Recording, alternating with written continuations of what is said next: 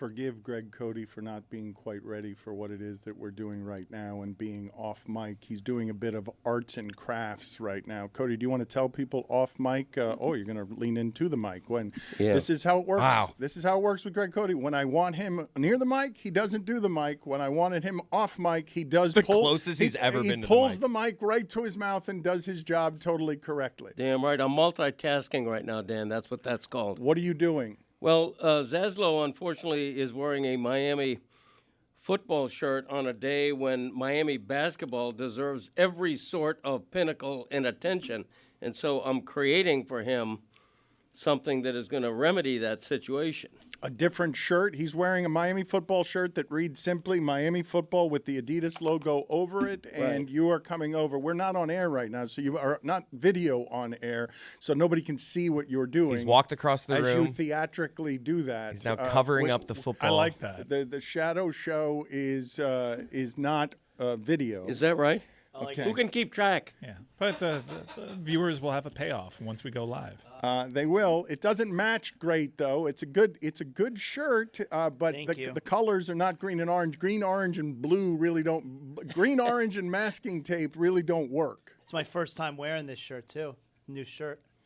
Miami football was celebrated last night too. Mike Ryan stormed a court, and feloniously. I don't think I stormed. I just sauntered. Yeah. Stood on the outskirts. No. I definitely was on the court. I said security that was assembled with a human chain that was presumably there to prevent me from going on the court. Hey, can my daughter and I go in? And they were like, go right ahead. And I just sauntered on Did through. you instantly feel old?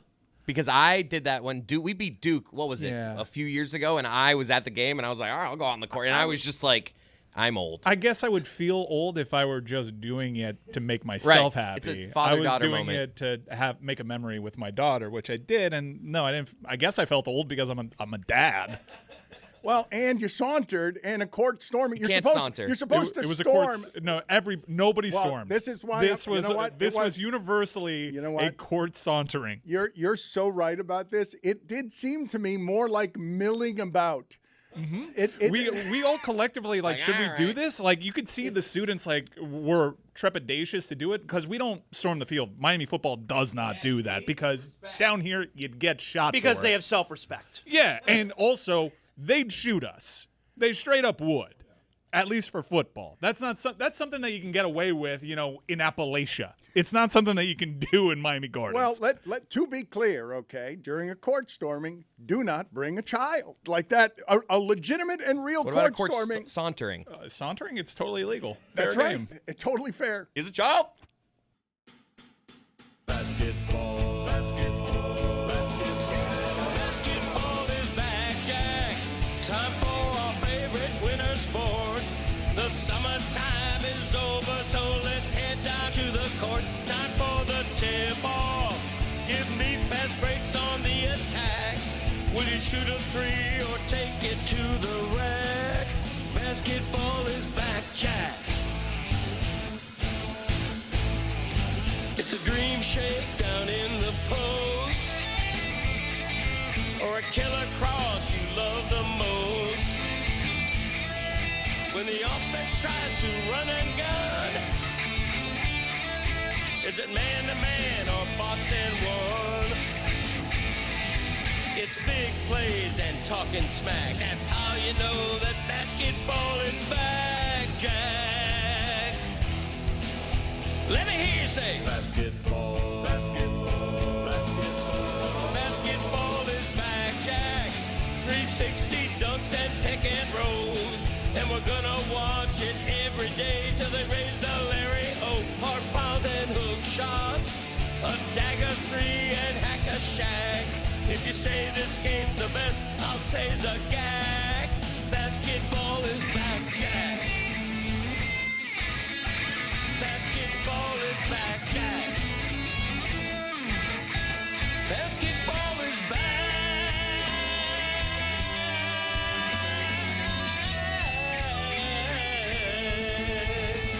Basketball is back, Jack.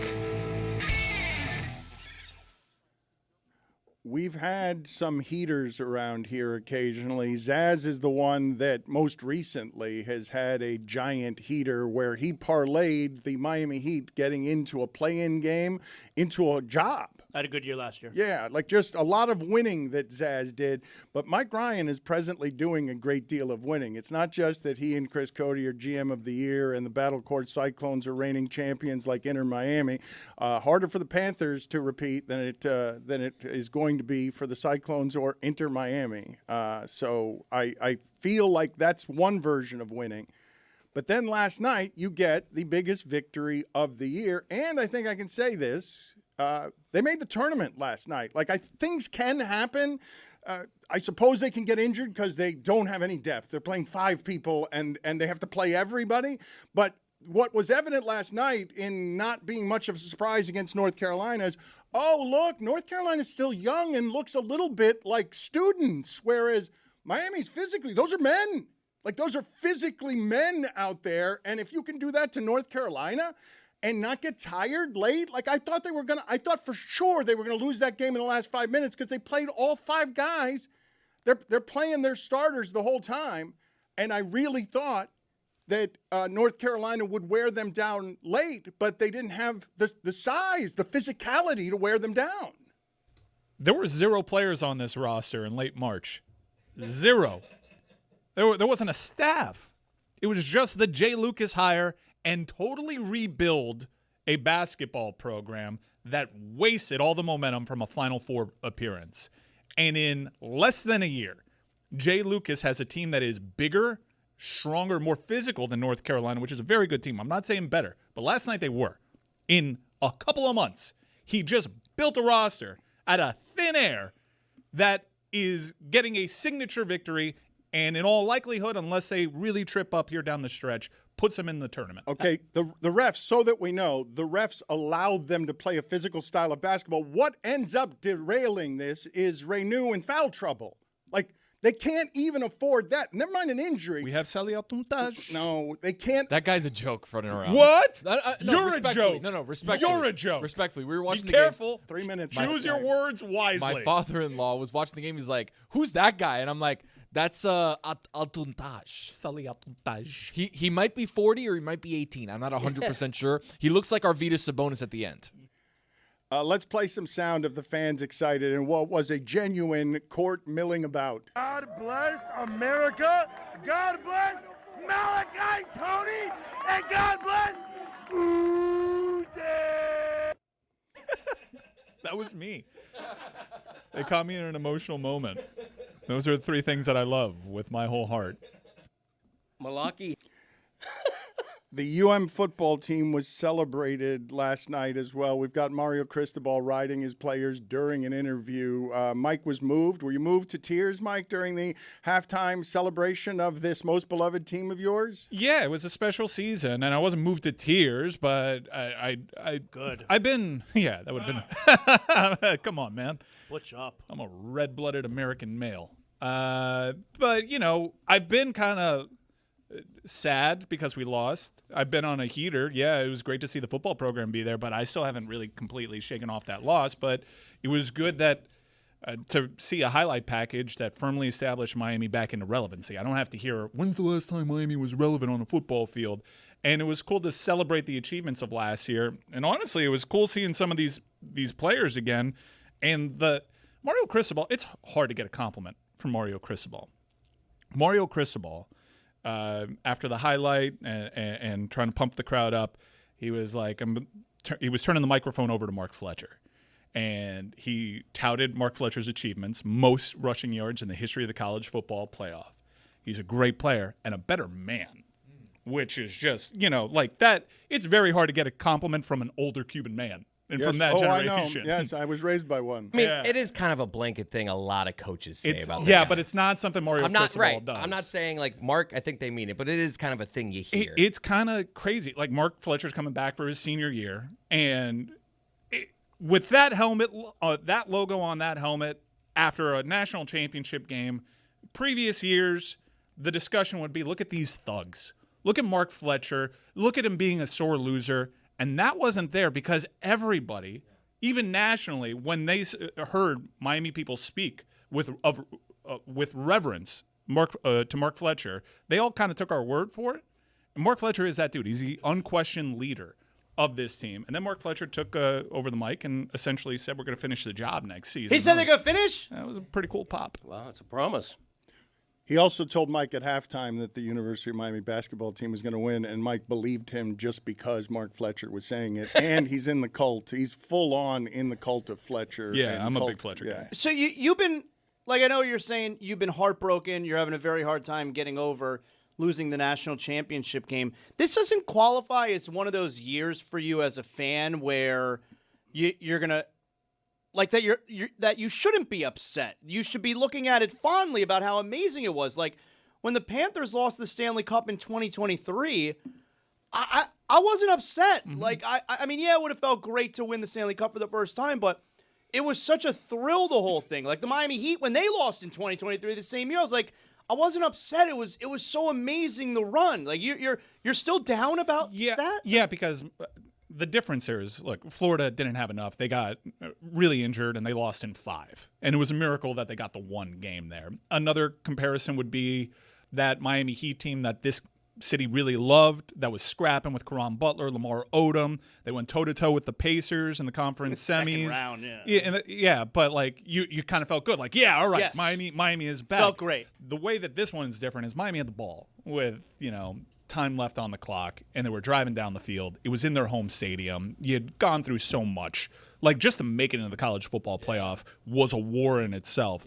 And you had it right there for you, so it's a little bit different. The heartbreak there wasn't that we just lost. It was like, damn it, like, it was there. I wouldn't say, though, that that's the only difference. What Zaz is talking about is having a general gratitude. That program raised you and set the expectations in a place that the standard is totally unreasonable. Like, the Panthers, you got it, and we're like, holy I got to do that. But you've already done this with the Hurricanes. You did this for many years with the Hurricanes. So you've taken the beating the last few years. But you're right when you say the basketball team squandered all the momentum that they had. They were in the position the football team's in. You're supposed to take that and springboard it. The idea that they didn't have a team a few months ago, that their coach had retired, and they'd squandered it all, and now are beating North Carolina. And while that's not much of a court storming because it was a milling about, I was ready to call child services on Mike Ryan. I was ready to use the telestrator correctly today and said, show me all the other children who are on this court. You don't bring a child to a court storming. Like, everybody knows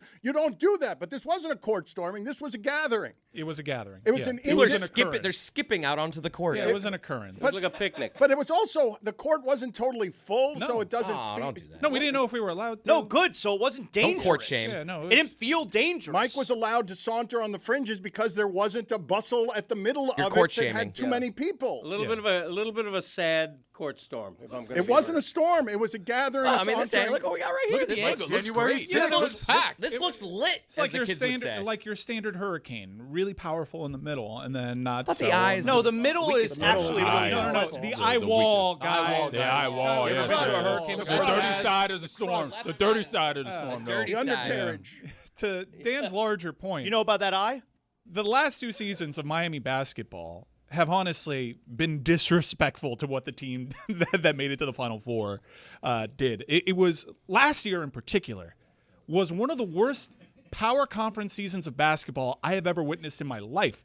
I was at those games. I have season tickets. I just stopped going because they didn't seem to care to try. And what Jay Lucas does with his teams is they're going to compete.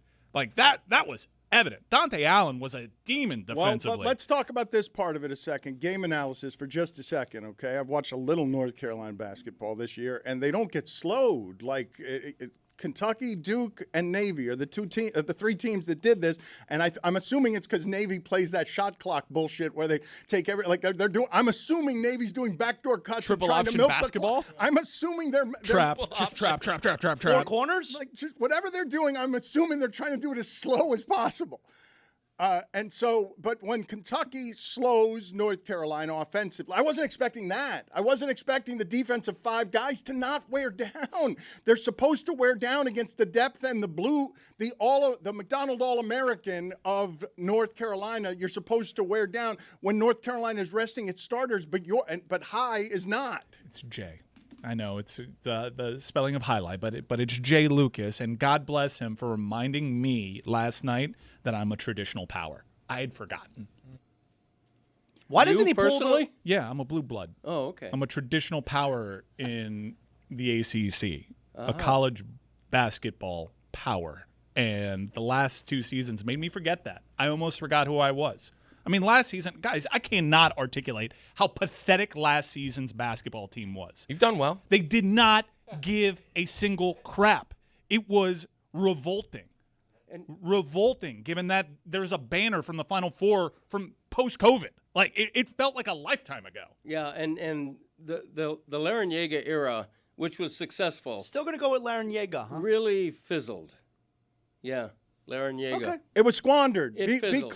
clear on how hard that is to do. There are any number of Cinderellas that get to the Final Four and then disappear, but the University of Miami as a campus, as a reputation, is not a mid-major. Like, you should be able to build off of that. They've done it with the football But isn't program. it easier in this NIL age to squander than it would have in Definitely. past? Yes, Definitely. but if you're one of these In a couple schools of who has months. a reputation and can't get your players bought by others because you build it correctly, They went to the Final Four, and they lost Zay Wong, who was ACC Player of the Year, and Jordan Miller, who is still hanging around the NBA, who was a really unsung hero of that team. But they brought back Wooga Poplar. They brought back Nigel Pack. They brought back Norchad Umir Baby Food, who, by the way, is absolutely killing the G in the League. G League and Yeah. is going to get a call-up. They brought back what I thought that team was going to be the best team in Miami history the year after the Final Four, because Norchad brought it, nobody else did. And then the following season was just a joke. to your point, though, Chris, yes, FAU also made a run and now has faded back to the pack, but they lose their head coach, gets taken by somebody else. They're a power that other teams use as a feeder system. Miami is trying to get into the biggest game. ACC is the biggest game. Like that, they're in the conference that plays the biggest basketball games, and so they're trying to get to the top of what that is. But what I enjoyed about yesterday, because Zaz comes in with his shirt and his pride today, I'm going to ask the same question of Cody that I asked of Zaz. Are you familiar with Ernest Uday? No. Do you know who that is, though? I know he's a player on UM. I'm not really well versed. No, on but that. I'm not even here. I'm not here to make fun of you about that. I'm here to tell you March is approaching, and this is how everybody does it who's Right. not immersed in the college basketball of it throughout the year. Zaz, I asked him before the show, Ernest Uday, and he's like, who's that? And I'm like, the guy who played best last night, the guy who looked like he was more adult than the players who play for North Carolina. Well, yeah, I mean, last night was the ultimate attention getter at exactly the right time. I mean, if you're a marginal UM fan or somebody on the periphery going, are they having a good season? Now you know. Now you know how good they are if you didn't know before. I think they should have been ranked a long time ago when they were 15-2. There were only 2 losses to top 10 teams. But now they're going to be ranked, and everybody's paying attention at exactly the right time. Because most people think college football season doesn't even start until football ends. And so what a College basketball. College basketball. So what a gorgeously timed victory last What night. happened, Tony? He was, That was right there. He Yeah, he was making a great excited. point. He Yep. was going to get the He was dismount, revving. and then he got the sport wrong, and then it all fell apart. And now I forgot everything he said. Says, I don't know if you were watching the game last night. No, Were I you- watched the whole game. You watched the whole but game? I watched it on mute. Okay, so Uday is the Dan guy knows. that was It's like I don't know anyone's name. the guy that was DeAndre Jordan last night. Okay. That's who they're talking about. Prime DeAndre Jordan was a fun player to watch. I like him. Yeah, and he was playing in Coral Gables. All right, last night. cool. He's their 5th best player. I think I can say that, right? Like their Achilles heel is going to be free throws, and if they get injured or foul trouble, Yeah, like no they don't have any depth, Mike. It really is 5. It's 5 guys. Like I mean, you got Trey, you got Shelton Henderson. He's a who- beast, by the way. Say the name again. Yeah. Who and else you they have- got? But and you have Renu, Sally Altuntaj. No, but look, the post presence of Renu is he missed in the Boston College game. He missed 3 layups and 2 dunks. But again, more adult than the people he's playing against. It's not just a size thing. The team is unusually physical. The way that they're playing defense, nobody slows. North Carolina got bullied last night. Yeah. Like say it plain. Like I was so North happy Carolina to see Wilson go to the locker room. North Carolina, yes, that too. And he came out in a boxing glove. You saw from top to bottom. That was just a Well, forearm. that's what happens when you try to box out Sally Tontage. Look, just to be clear, because many people are going to correctly be hearing overreaction in what we're saying about Miami, and you should for this reason.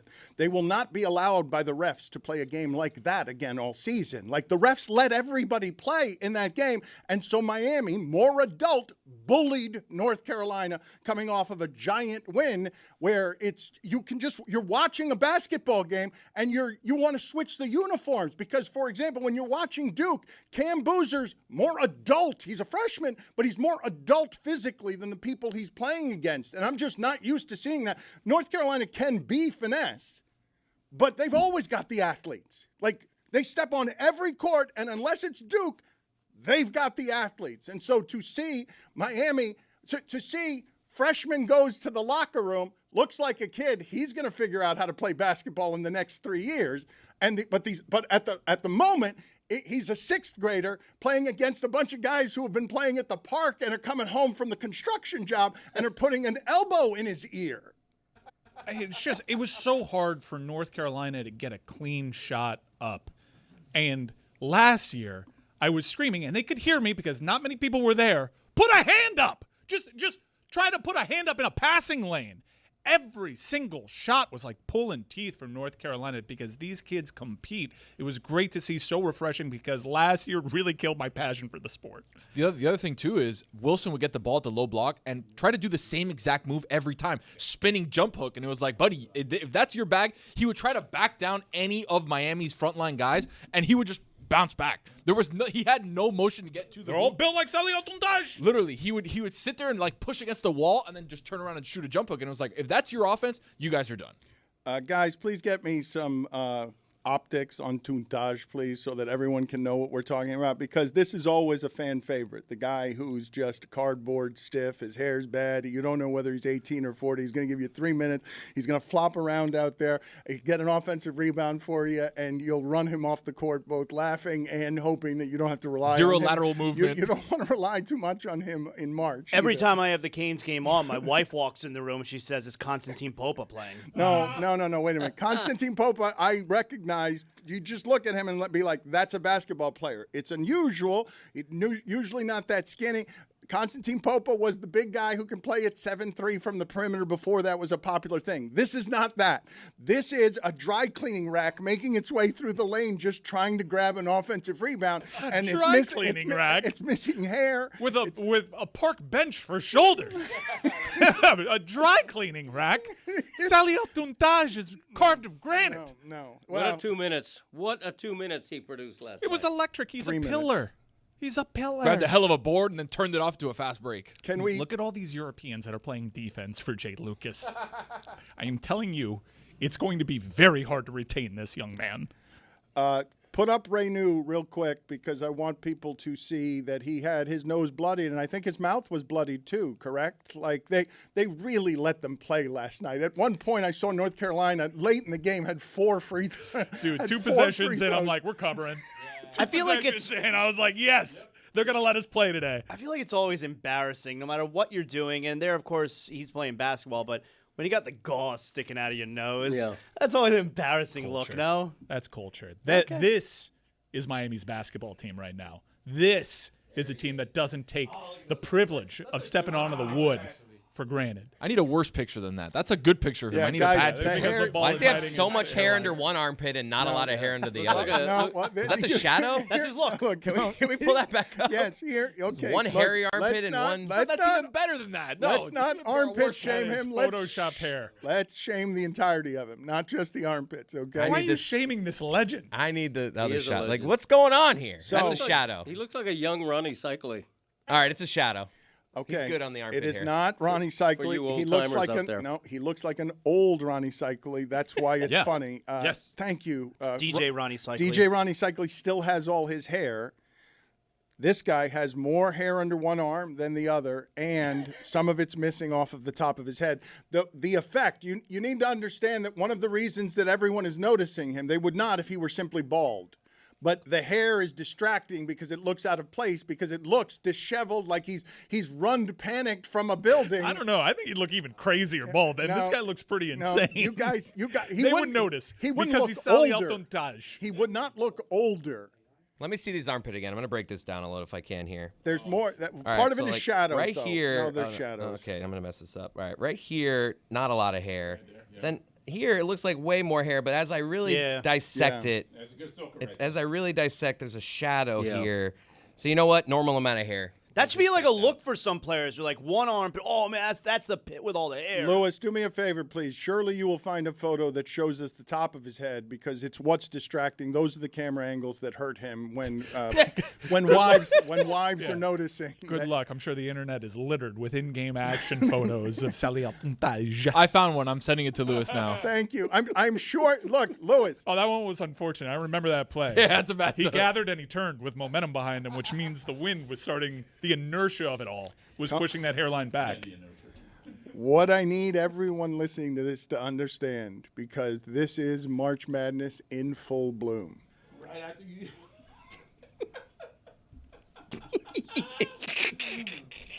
March Madness in full bloom is the wives and girlfriends discovering that the thing that you're watching has a player that makes them ask, who is that and why is he out there? Women don't watch basketball. You're right, Dan.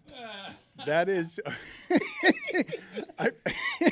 Thank you, Jeremy. It's a good correction, but Tony brought up the fact that somebody wasn't not My your- father-in-law. Oh, Me and my I'm father-in-law sorry. on the couch watching the game, and he's like, "Who's this guy?" And I'm like, "Arvydas Sabonis." I thought it was your wife that asked you, because My wife does not care. Because my As you wife, should assume. my wife is asking me those questions when I'm watching. She's like, she comes over to the television. She's like, well, those aren't the pros. Those aren't as good as those aren't. Why are you watching this? Who's that? Who's that? Oh, honey, he couldn't get enough minutes in tonight's game. He's not going to get any, but he's gonna. You're going to want to watch the 3 minutes that he's out there. That's one of the great discoveries. It's not just that Zaz is watching on mute, and you're learning, right? We're learning that Ernests don't get to be good at sports. But that's not. It's Ernest Biner, and that's the list. Like Ernest Graham had a moment for Florida. Ernest Uday made a name for himself last night. What about Ernie's? Yeah, Ernest Borgnine. Not That's helpful. not an athlete. Not helpful. Not, it's not. It's, He was great in basketball. you just wanted to say an Ernest that you know. I did, yeah. Because I don't count Ernie's. Ernie Els. You can't count the Ernie's. Ernest is a totally different name. Somebody's going to be less good at sports when they're named Ernest, correct? Yeah. Ernest Banks.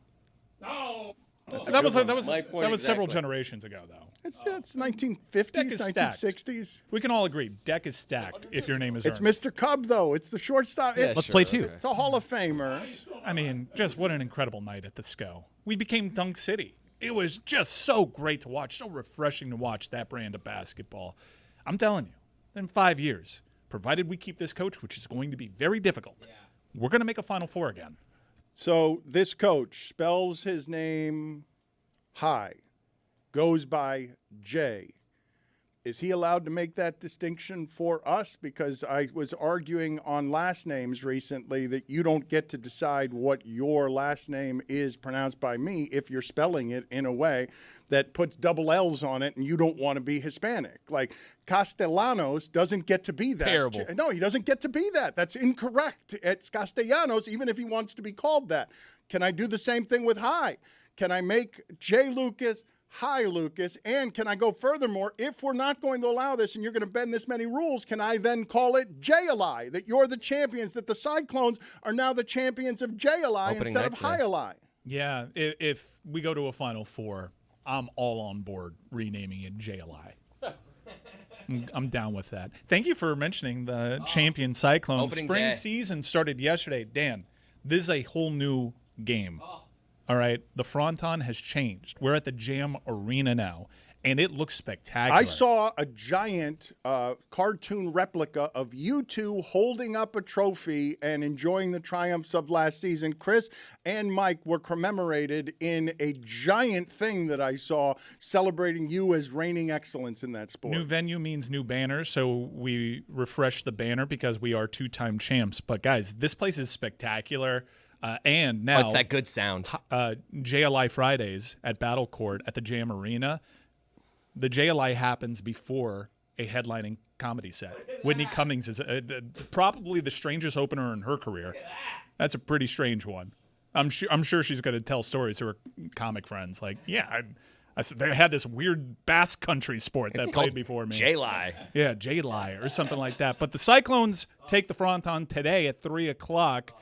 YouTube, ESPN app if you want to follow your reigning defending Cyclone champion. And it's tough when you're a champ, Dan. It's a whole new sport. Like the glass wall is now in the back, so it even sounds different. It sounds like Dania Highlight childhood. It brings me back to $2 beers and Quinellas. Yeah, it this does. sound. Because, if you've been to the Magic City court, it had this, thickness to it. This is this sound that you get now. This is the highlight sound off the wall. That I can't even describe what it sounds like. Just that sound of the highlight pelota hitting the wall. It sort of day. sounds like a billiard ball if you were to throw it across a pool table. Is what the sound would be. It sounds great, but the bigger court means more winners from the backcourt. Thankfully, we're blessed to have two incredible backcourters. Our captain Manu. It's a different game.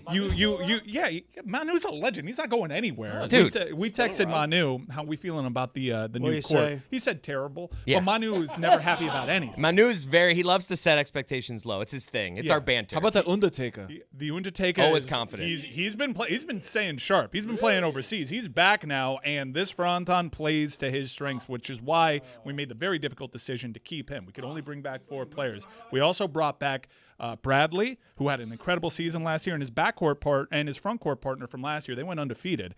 The greatest athlete in the history of sports, Jedim. Now, before you look at me like I'm crazy, hear him out. We talk about Bo Jackson, right? Mm-hmm. We talk about Deion Sanders. Checks out. And why do we do that? Because they just merely played in these other sports. Tenard Davis won a Super Bowl and a Battle Court championship. All right? That's who Jedim is. Who else has done that? He's got 2 rings, 2 world championships in 2 different sports. What are you smiling about, Greg Cody? Last time, he's talking about a champion, and the only story I know about you at JLI is coughing so much until you passed out and laid on the floor. Yeah, that's true. That was a highlight of highlight. A J-light. Mike Fuentes thinks he saved your life. Have I been back yet since I've Yeah, been yeah. You We won the championship. You were there for our champion. Have I been back? Yeah. I know it was a bit of a fever dream. Yeah. Okay. All right. I mean, this is just my life. Guys, listen, okay? We have to make it so that the evolution of your father on this show is him joining us from something that appears to be a memory loss unit. Okay? What is happening? I don't know what's happening with him, but he's just asking you guys. At one point, I pointed to you and I said, "This is for you." I know. You're right. He continues to ask you guys questions about himself because he's sinking into, all right, the entitled malaise of Chris Cody, as the producer of my podcast, just handles everything. Right. And so I just throw things over my shoulder and don't retain anything. Like I'm the star. I don't retain my catchphrases. I don't have to retain anything. This is my inheritance, kid. It's me not trying at all at the end, just running into the light. Glory for me. Everyone remember me for me, please. Tell me what I did that was so interesting yesterday. Thank you. I have a staff that remembers for me. It's a wonderful thing. Did you bring in the 2 catchphrases from yesterday you couldn't remember? You were especially terrible yesterday. I said one yesterday. So you didn't. What was Didn't bring it. What are the 2? gonna repeat it. Okay, there we go again. You know what? I said it yesterday. One was I love you like a don't pet. You don't. That's what I said yesterday. You don't remember what you said I yesterday. love you like a pet. You don't Talking to the mic. I love you like a pet. Let's I make do. it. I love Dan like a pet. Let's make it a memory loss unit. Let's sell some Greg Cody T-shirts here, just so that you can get them at lebatardaf.com just in time for Valentine's Day. If you have any love questions, we're going to try and do this live with Cody on Friday. 305-486-GOTS. 305-486-GOTS. It's a terrible idea to do this live, like unspeakably I think it's better bad. this way. So Friday we're terrible. going to do it live. He's 305 of course, your love questions. 305-486-GOTS. In case you're not watching, we did make a new shirt for LeBatardAF.com that has Greg Cody's face, a speech bubble that says, "My wife always handles the wand." My wife always handles the wand. I have already purchased a t-shirt. How are you feeling about these new merch drops that just increase the amount of liver spots? I'm not a fan of it. It's not a flattering caricature. I have to admit, every new drop, there's a new liver spot. It is not flattering. Why wouldn't your cartoon get older? That would make sense. Like it would age the way the rest of you is. You broke out the '90s goatee today in order to hide the aging on your face. Why does Steve Bannon have a wife that is handling his wand? Ew. What do you mean, ooh? This is Steve Bannon. Ew. He looks like Steve Bannon. His hair makes him look like Steve Bannon. Military green is a choice. What's going on with your goatee? Can you explain what's happening here? You're bringing back a '90s goatee. Yeah. You have a little bit of Fred Durst in you. It's laziness. You know, sometimes as a routine, I go 4 or 5 days without shaving just because. And I went long enough this time where it started to grow in a little bit. I can't grow a beard because my cheeks are like awful and it doesn't really come in as a beard. So I decided to de-beard it and just leave the goatee, partly because my wife hates facial hair. Fred Durst. Fred Durst. At most, maybe a chin thing. So this is a compromise goatee, Greg goatee. Quick, And, say Drewski. Drewski. No. That was for me. No, you can hear me? Greg, that was for me. You can hear me. That was for me. Greg, He's off to a great start Greg, today, Dano. Greg, this is how we're doing this, okay? Greg, he's my inner monologue, okay? Right. Now, I'm supposed to ignore my inner monologue. My inner monologue was indeed feeling insecure about my Limp Bizkit reference. Yeah. It fell limp, and I knew it, and he knew it, and so he came to the microphone, and he's giving voice to the audience, making fun of me. Right. You're supposed to run right past it. I keep arguing with it because occasionally he doesn't appear as my inner monologue. He just appears to give me things he's secretly thinking. Shipping container member. Greg, say Drewski again. You are explaining the show now, Dan. That's fine. That's not good. I'm explaining it to Greg, but okay, fine. I can't believe he said Drewski. I mean, he did. I'm explaining it to him because he doesn't understand who Drewski is, why someone's saying Drewski, and he's just parroting because he thought it was said to him privately. He also still doesn't understand anything you just told him. But the other Ask him to explain back what you explained. The other part of it is that there's so many people talking in ears as the show's going on that Tony hits the wrong microphone yesterday and says to Chris Cody and the rest of us, go to Fake or Real Podcast when none of us were doing that as the show. What are you doing to me? This is Greg.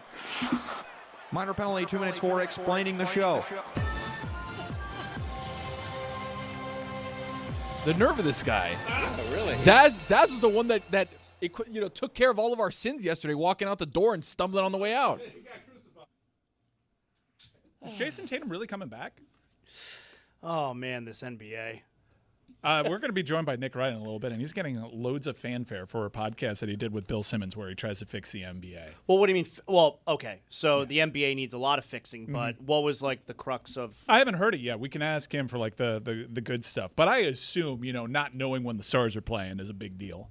Last night you saw the Lakers, like LeBron James now is not eligible for any postseason awards. That's a crime. So it ends his streak of all NBA, like 21 straight years of all NBA. Why is it a crime? Because I like the 65-game minimum, but that's to prevent tanking and too much rest and all the other reasons a star might not play. In this case, if it's a legitimate injury, which apparently this was, and he's at 64 games because of a legitimate injury, I don't think it should be a hard, fast rule. Oh, but you say that as if, he's not going to miss any other games and he's going to fall one game short of 65. Yeah. Like, there's going to be plenty more games this season where he actually does rest because of his age. Like, he'll probably be somewhere around mid-50s at the end of the season. I just think it needs to, and I know this is hard to do, but if it's tanking, if it's like Utah resting starters, obviously just resting them because they don't want to win, or if it's because ridiculous amounts of rest, but there has to be a way to exclude the legitimate injuries from the penalty. it's difficult. Maybe it's impossible, but I just think it's terrible. It seems like you just want this for LeBron, though. It's not even. I don't even know if you want this as a rule. You're just like LeBron should get this treatment. Was LeBron going to make any of those postseason teams? Like now, he gets to blame it on a technicality. Yeah, he might have made the third team, right? But why? He's played right now. He's played 35 games, and he's been playing okay. But there's a lot of other better players. By the way, just checked his stats. You want to know how many games or how many seasons he's played 82 games? In his entire career. 22 seasons. Maybe one, but I'm not even confident in that. One. Yeah. One time he's played 82 games. On the tanking, though, you got a big one tonight. Kings and Jazz. We know the Jazz have been sitting their starters. You see this, Dan? They're out tanking each other because tonight for the Kings, DeAndre Hunter out, Zach LaVine out, Malik Monk out, Keegan Murray out, DeMontis Sabonis out, Russell Westbrook out, and that's against the Jazz. Why would the NBA need fixing? I don't get it. I saw Bobby Marks like ripping them for the Jazz, being like, "What they're doing is bad for the NBA." I know the Heat let one by them the other. Like the Heat just can't. They're trying so badly. They're like, what they're doing should be illegal, but they still beat the Heat. The thing that you guys are ignoring, because it is pretty amazing to go 21 straight years all NBA. Like it's something that doesn't have a precedent. He's out for arthritis. Like, it's sciatica, and now it's foot arthritis. Like, LeBron James is literally so old, he's out for arthritis. This episode of the Dan Le Batard Show is presented by DraftKings. DraftKings, the crown is yours. I think that we have to start rooting for OKC. We have to start because Wemby's about to hog all of these. It's going to happen very quickly, and he's going to ruin the sport. Nick Wright is here. Look, you hear him throwing things in the background. Pipe down. He fixed basketball on the Bill Simmons podcast. I'm hearing to a great deal of applause. He fixed the entirety of the sport. He's the host of FS1's First Things First and What's Right with Nick Wright. Hi. The podcast. How are you? I am well, thank you. You object to Wemby dominating the sport so much that it's going to get ruined? Just real quick, because you mentioned my appearance with Bill. If people don't want to listen to the whole thing, there's a lot of different things the NBA needs to fix. But the simplest fix is just make dunks worth 3 as well. Just do that. That doesn't fix tanking, doesn't fix the injuries, but it sure fixes so many of the other issues we have. And it sounds crazy until it doesn't. You make dunks worth 3. And you have different styles of play. You are rewarding different athletes. You are getting back to the soul of the league, which is the sickest athletes who have ever lived competing with each other. Meet me at the rim. Dunks worth 3.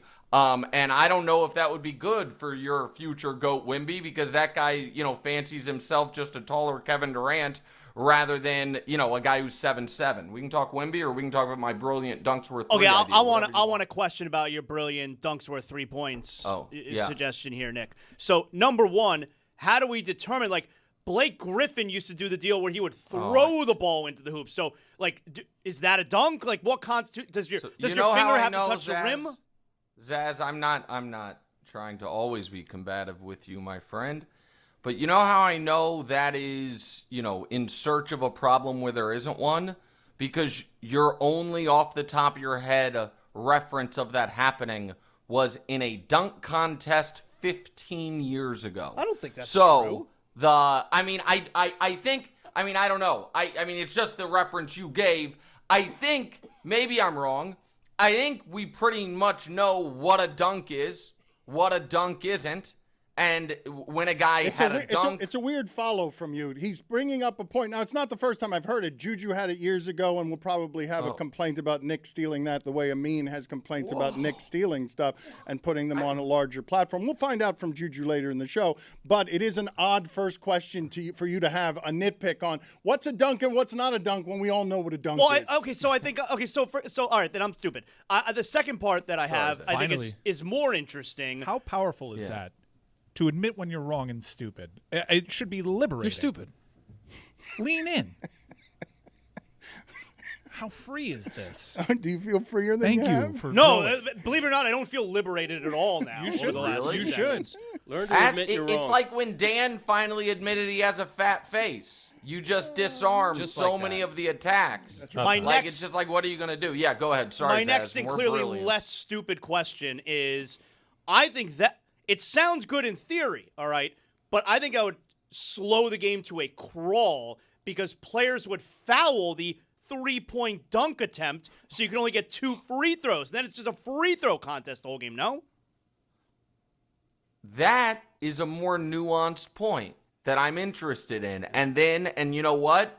I hadn't thought of that, but my snap response is not stupid. So well done. Not stupid at all. See, already, the moment you admitted to being stupid, you got smarter. Nice. So well done all around.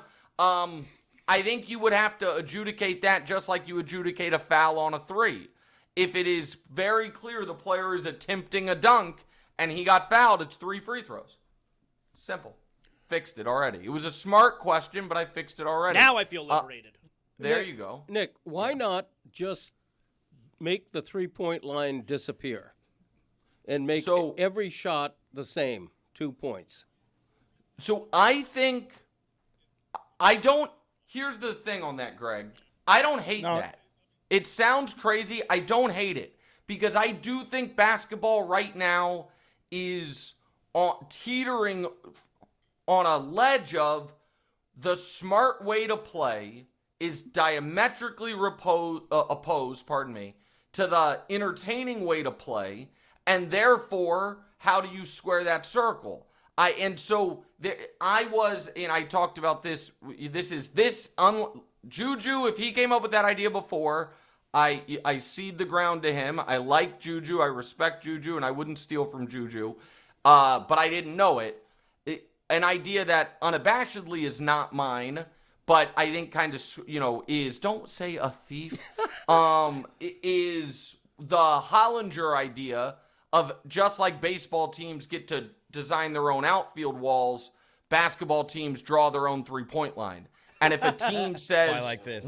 If a team says, this is Hollinger's idea. If a team says, we don't want a 3-point line, you don't have one. And that has 2 effects. One is you have to be able to win a bunch of different styles, and a sneaky unintentional consequence of it is the regular season matters way more. Because if the 2021 Milwaukee Bucks are, in a nip and tuck race for the 1 seed, and it's like they don't have a 3-point line. If they get home court advantage, we're going to have to win a series all by 2s because they have Giannis. Like, that does make the regular season more important.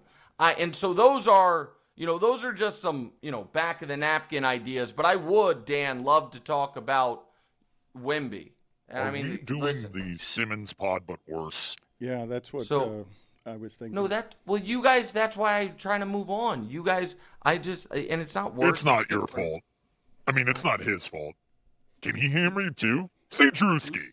That's my inner monologue, Nick. We're going to have to keep explaining this to the guests, but that's just my inner monologue. It's the voice that was in my head saying to me when Greg Cody, with the nitpicks of Zaz, and then Greg Cody comes in, well, what about this? All of a sudden, we're fixing the NBA dumber than you and Bill Simmons did it on that. So let's talk Wemby.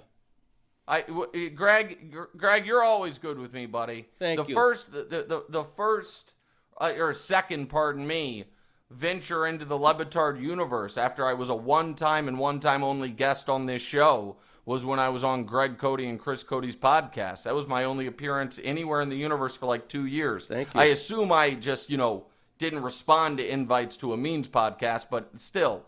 All right, Wemby. What's the next hyperbole with him you guys want to do? It was unbelievable in the first quarter last night. Don't get me wrong. Oh, I just think that OKC's got that as the problem. That's their only problem. They have a trouble with what he's going to do to the sport. And they won 4 out of 5 against OKC this year. So maybe I misinterpreted. I apologize. If you're saying the Spurs right now this year are the biggest threat to Oklahoma City, I 100% agree. Where I have heard that conversation go is, and man, teams better start winning championships now because Wemby's gonna own the league for a decade. Maybe. I think whatever concerns there were about him coming into the league, as far as literally every single player in the history of the league, 7'4" or taller, has dealt with massive health issues, still remain. and the fact that as great as he is, I am yet to see the real obvious improvement from last year to this year. And I happen to believe he does not yet play a game that takes full advantage of his size. He is still one of, at worst, the 6 best players in the sport, and he absolutely already is good enough to be on a team as well built as the Spurs, the best player on a champion. But Nick, you saw he's going to learn that stuff faster than Shaq and LeBron learned it. Like, Shaq and LeBron also learned that they have to play better in the post. Shaq developing more moves that made him an MVP, and LeBron just playing in the post in general. He's going to learn it. He's 21 or whatever. How old is he? That's a great question. 22. But just turned 22. I would have also said 21. That wasn't a gotcha moment. I just was checking. Yes, I agree. He is going to learn those things. What I wonder is this. I wonder if he will, young Shaq and young LeBron, even though they had a lot of things to learn, still leaned into their physical gifts. Young Shaq was ripping down backboards and showing the league, even if he didn't do it as consistently, the fact that I am the best athlete in the league and the strongest guy in the league is going to be my strength. Young LeBron, before he learned to shoot, that was his strength. Wemby being 7'7", in my opinion, is his strength, and it seems to me like he goes back and forth game to game between leaning into that versus leaning into the fact that he is the most skilled 7'3" guy or taller in league history. And that's where and again, it's not real concern. I just pump the brakes on this one guy is going to have a decade-long reign. I don't know that I'm there yet with him. Nick, so I like the take, and the take that I was cooking up is right now we need OKC more than ever because of what Wemby's able to do. And I know in the beginning of the season, he was playing more inside, but then he had the calf strain, then he was out for a while, and now he's trying to drift a little bit more outside and play outside. The take was we thought OKC was going to win 80 games this year. We thought they were going to be the most unstoppable team of all time. They've backslided a lot. They've lost 4 out of 5 to Wemby and the Spurs. But we need them right now to block Wemby from whatever's happening the idea, Nick, that I live in a world where you're fixing the NBA with Bill Simmons, and what I'm watching from these athletes is that Wemby has already made Antetokounmpo the old iPhone. Like, that evolution is crazy. I disagree, and what I'm saying is I disagree with that. And that's where I think we are. So I think we get ahead of ourselves on a lot of this stuff. First of all, 5 of the last 6 NBA champions, a month into the season where they were the defending champion, everyone's like, well, they're obviously going to win it again, and none of them made the finals. None of them made the conference finals in the year back. So as dominant as OKC was, a team that did need 7 games to win the championship last year,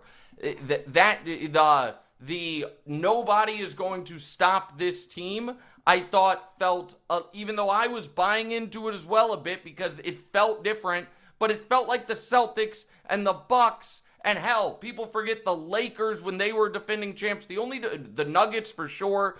The only defending champ this decade that didn't feel inevitable to return was Golden State. What's up, Mike? It's backslid? It's backslid. I'm stupid.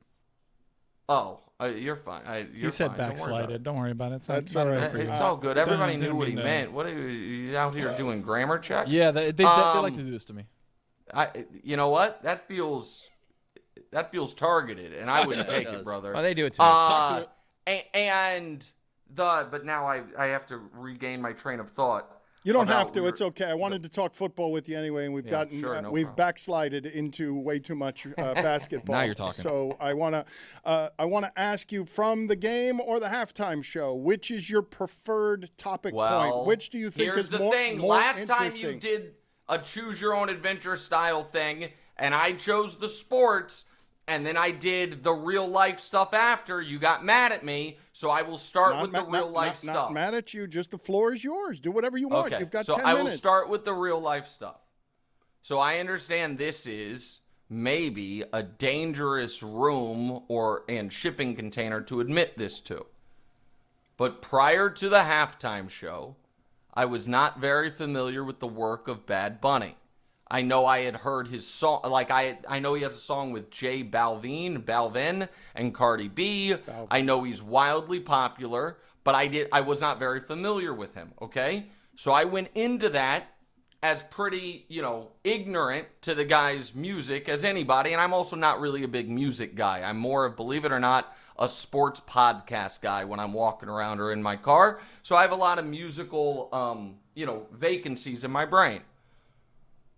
But it takes a sub 70 IQ to not recognize, even though you couldn't understand if you didn't speak Spanish, the words of the songs, that what this guy was trying to show America and the world at large is, on the stuff that matters, we're all basically the same. We all have weddings like that, just with different music and different food. We all have the old people in our community who hang out together by, maybe it's old ladies playing bridge in some cultural communities, maybe it's mahjong in others, maybe it's dominoes in those. We all have these things that collectively, connectively make us human, and the differentiators are absolutely meaningless to the bigger, like the cultural differentiators are not the important thing. The important thing is we all celebrate, live, and die similarly. And I thought it was a beautiful message. And I also thought he did a better job than I think a lot of people would have done, and some people wouldn't even call it better job, but he had more self-control in making it objectively apolitical by leading off the end with God bless America and then rolling in all of the other nations, all of the other Latin countries, all of the Western Hemisphere countries. It was a true artistic attempt at uniting a massive group of people. And the fact that the response from some people who fancy themselves not only not dumb, but thoughtful or smart or tastemakers, or maybe even one day wanna be presidential candidates, was, I sure wish I understood the lyrics, either shows a willful ignorance, an ossification of one's heart, or that you're just a dope. And so, again, choose your own adventure on which door that applies to, if you're one of those folks that was allegedly outraged by this. But I don't give a damn about Bad Bunny's music. I knew none of Bad Bunny's music, and I thought the message in that 15 minutes was beautiful. And I thought it should have been pretty obvious to everyone what the message was. But what ended up happening afterward was sound like this. So explain and take us through what it is your reaction is. And you've answered some of this when you hear sound like this from Stain and Sid Rosenberg. It was a bad football game, and when you couple that with Bad Bunny, who may have been the worst halftime show, not one word of English, one word of English, one word. You combine the halftime show and the football game, I think Clay would agree. He's a great sports guy, too. What a waste of 3 hours. Right. Clay, Bad Bunny, I didn't get one word. I took German with him. I took German in high school. So I watched it with my dad. He said he's 81. He said, hey, this is the worst football game top to bottom ever. So Super Bowl. So I think he was right on that one. Although Turning Point put together a great show. Sid looks great. He does. It's a hell of a mustache. So I mean that I try to catch him. What's wrong? That doesn't You know how hard surprise it is me. to throw him off there? You know how good you have to be with those Sid Rosenberg heads to throw this man off? Or you can just hold up a sign that says backslide. I mean, that's to me not even that disappointing or surprising. That's just put the coin in the machine and get what you know you're going to get. It was more other people that I have more professional or personal regard for than some of the people on that screen you just showed me, which of course, was on, a sister network of the one who pays all my bills. And so that doesn't surprise me. The other folks that tried to, let me say what I'm actually trying to say. I owe that to you guys. I have more respect for that than folks who try to both sides this stuff, who try to be like, listen, I'm a straight shooter. I just call it how I see it. And gosh darn it, that sure, I understand why that bothered people. Even if I'm not, it's just, everybody knows what you're doing, man. But you have conflicts, I guess, that everyone knows you're talking about Stephen A. Smith without saying it's about Stephen A. Smith. How about the football itself? How about... Well, for the record, listen, I don't think Stephen A. was the only person I was talking about there, but of course, and my conflicts are not there. I don't mind saying this. He can be upset with me or not. You guys know how much professional regard and respect I have for him in the sports take field, and that he is the rabbit that I am chasing professionally. I've said that. I've been open with that. That is not contradictory to the fact that I find a lot of his political commentary to be so transparent in I am trying to make sure that I don't ever have to actually give a real opinion. All I'm trying to do is expand my tent as big as possible. I think that is, in times like we are in now and on important real life topics, I find that to be a damaging approach.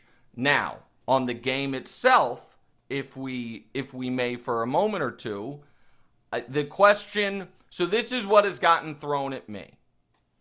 I can't hold Drake Maye's Super Bowl performance against him because I am the captain of the team that it is logically ridiculous to say losing a round early is better than making the final round and losing there.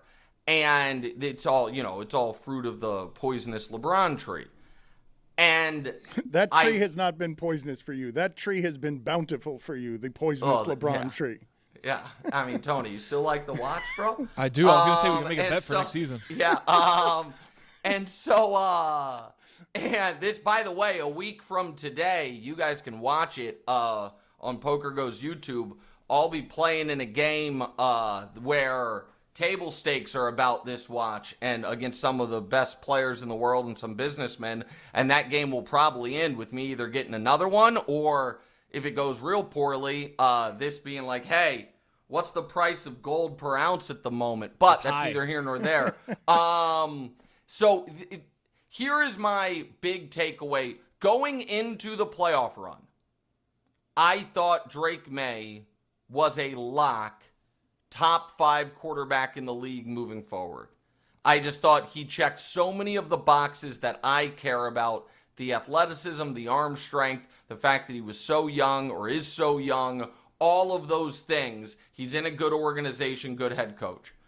He was so irredeemably bad in every single first half and in at least 2, if not 3 of the games overall, that I have downgraded where he is now to me alongside Caleb Williams on the probably will be awesome, but I'm not 100% certain yet. Oh, wow. And You're Go holding. ahead. You're just holding against him the fact that I think he faced in the playoffs, and you expect this to be great and grow. But the 3 worst defenses that will expose anyone who has skill position problems and offensive line problems. Like there couldn't have been a 4th defense that's even close to the 3 that made him look like that. And I'm with you. He looked progressively worse in each of the games. So here's why because I keep hearing that. Because obviously, host of the TV show, Kevin Wilde's diehard Pats fan. You get credit if you played one of, if not the toughest run of defenses in a playoff run ever, and you played mediocre.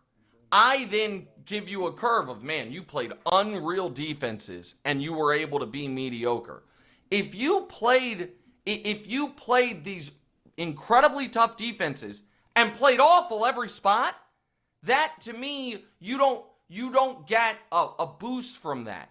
Like you get a boost if you're in an AP class and get a 70 on a test, and it's like, okay, in a regular class, that's probably a 90. But if you get a 15, nobody's like, well, it was a hard test. It's like, no, you failed, bro. And I thought the fumbles were highly problematic. I thought some of those sacks were on him. I understand, taking a decent guard at 4 overall to play left tackle hurt him. I get that. But I also, I couldn't, in the Super Bowl, clearly Vrabel thought, and he was almost right, Darnold's just going to give it to us. And what was so disturbing to me about that Super Bowl from Drake Maye's perspective is, first 9 drives of the game, no turnovers, just punts, and the moment it was like, man, now we've got to make plays, final 5 drives of the game, all turnovers or touchdowns. And it felt like, ooh, that's kind of the Texans game too, right? You were hunting big plays, hit 3 of them, and fumbled 4 times and threw a pick. The Broncos game, you were so conservative on, I am not going to make the mistake. You made no big plays. It felt like what was exposed a bit this postseason was, against legitimate defenses, the cost of doing business for Drake Maye at this point in trying to make big plays is some catastrophic mistakes. And that is concerning. And then one other point on this. I am hereby demanding that the NFL take, it can be a 6th round pick, I don't care, a draft pick from the New England Patriots for the Super Bowl injury report. Because I am not going to have a 6-month offseason of Patriot fans saying, well, he was hurt, his shoulder was shot up, it was an injury, and the Patriots, the day before the most gambled on football game of the year, removing him from the injury report saying he's fine. He's right. Those 2 things can't both happen. He's the host of FS1's First Things First. What's Right with Nick Wright is the podcast he does with his son. I urge you to check that out. It is personal, it is intimate, and it shows you more of him than the TV show does because there's just more room. Thank you, Nick. Good talking to you. Appreciate it. Thank you, Greg. Thank you, Zaz. Tony, I got your back, bro. Let's Don't go. want to mess with you. Talk to you later. I wanted to talk to you guys about a couple of the things that he said, but before I do that, can you guys get me the audio of the last interception that Drake Maye threw? Because Julian Love, who intercepted it, called it on the sideline. We have the audio here. This is pretty cool audio if you want to be inside of the game and just hear what it sounds like when somebody is predicting that they're about to do something, then they do it, then they're running to the sideline scared because people are chasing them with the football. No! Coming to you? Yeah. He's coming to you? Yeah. That's all right, though. I'm going to stay patient. I'm going to give me one. Classic young quarterback. As soon as that back foot hits, he's going to where he wants, but he's pausing for a second to confirm that he's open. He's not blindly doing like Stafford. There's like a little hitch there. Okay. So you can jump that. Maye from the shotgun. 2nd down and 3. Steps up in the pocket, gonna let one fly down the seam, and it's intercepted. Julian Love.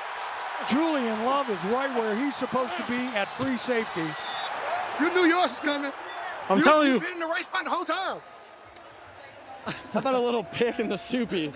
Come on, dude. Love you, bro. Love you, dude. The most damning. Pick in the soupy at the end there. Unnecessary to say it that way. They just won a championship. What's up with you? I dig it. Sam Darnold and him after the game. He's like, "How about a pick in the soupy?" Yeah. How much did you love the Stafford thing too? Oh, yeah, that was cool. Dan's ears perked up. Classic young Stafford. Quarterback. He's taking that little half beat to make sure the guy's open. He doesn't throw it blindly like Stafford. That right there. That should have just been the deciding vote. Not the dude that voted for Justin Herbert. They should have just played that at the NFL honors. That's why the Rams are better than the Seahawks. I would have given, as soon as Matthew Stafford threw a no-look pass in a game-winning drive against the Bengals in the Super Bowl, I would have given him all future MVPs until he decided to stop playing. Oh, the Wemby conversation. I mean, just no-look passes in the Super Bowl on the last drive. Like, I'll never forget that. Like, and Cooper Kupp's the only receiver he has. Like, everyone knows the ball's going to him, and there's no way to stop it. But as it relates to losing confidence in Drake Maye, as Nick Wright said, Mike Ryan was telling me I agree with Nick, and he's been a big Drake Maye buyer. I just thought that we were all in agreement that the Patriots wildly overachieved, that their skill guys were weak, and Will Campbell's still apologizing for I allowed so many pressures. So I thought we were all of the understanding that the first 2 games were weather and bad matchups defensively if you've got offensive line problems. Houston, Denver pass rush, an apocalypse for any quarterback, Stafford included. Like, I don't think Stafford would have looked like that if he had to go against Denver and Houston, even though he did look like that against the Seahawks, because I believe the Seahawks and them have played enough that Stafford's learned enough that nothing's going to surprise Stafford when he's playing the Seahawks. Whereas I thought before that game was played, I thought that Houston's defense and Denver's defense were a unique set of problems for Drake Maye. If we're in agreement that his team overachieved, went from 4-13 to 14-3, the biggest turnaround in history, does it not stand to reason they didn't have enough players? It does. It does. It's not a total capitulation. I just crowned his ass too soon.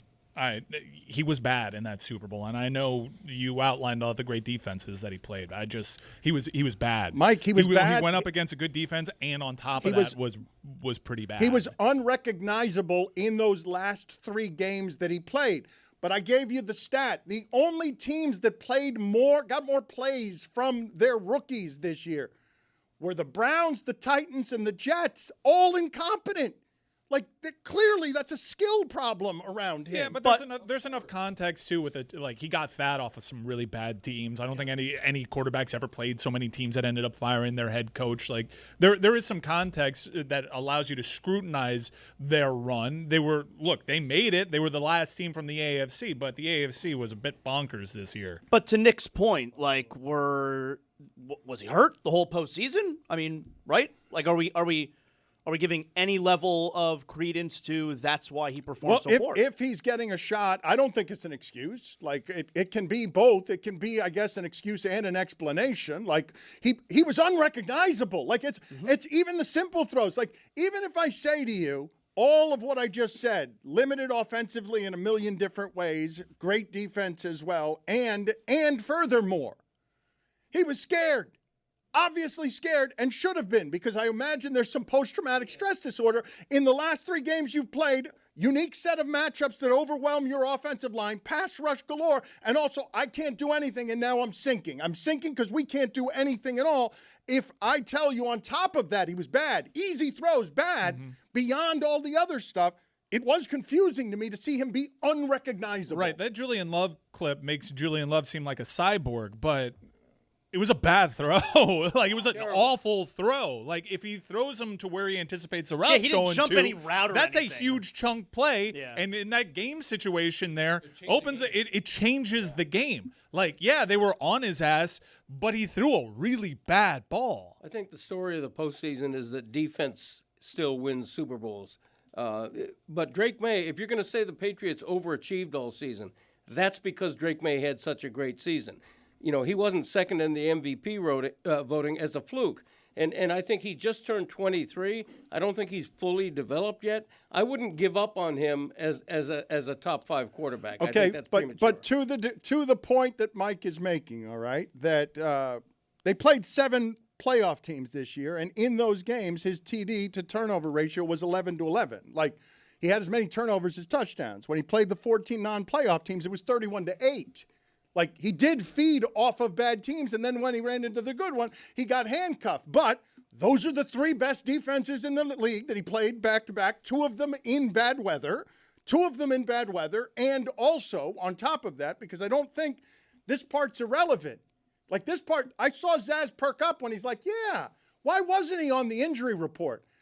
That sport hide so many injuries that I never know if Stafford's throwing the interceptions because his fingers hurt and they've been hiding that he's got like some dislocated index finger. Mm-hmm. Like yeah, sometimes it's awfully convenient too. Like I think Tom Brady for like 7 straight years showed up on the Patriots injury report when he wasn't actually haven't hurt. they been gonged for manipulating it? Like haven't they been? Vrabel is from that culture. They put everybody questionable. They're all day to day. They have 15 guys questionable every week. Look, I'm still a believer in Drake Maye. I'm rattled because that was a really bad game. He's off to a better start to his career than most quarterbacks, and the one that I like to compare him to, Josh Allen, he's off to a much better start than Josh Allen was, and he's already gotten further than Josh Allen ever has. I think they'll be back, but they very clearly need to build around him. He's not this demigod. And as far as seeming overwhelmed in the Super Bowl on that stage, he should be at that age. He was the youngest starter in the Super Bowl since Dan Marino in '84. I mean, give him a little bit of slack.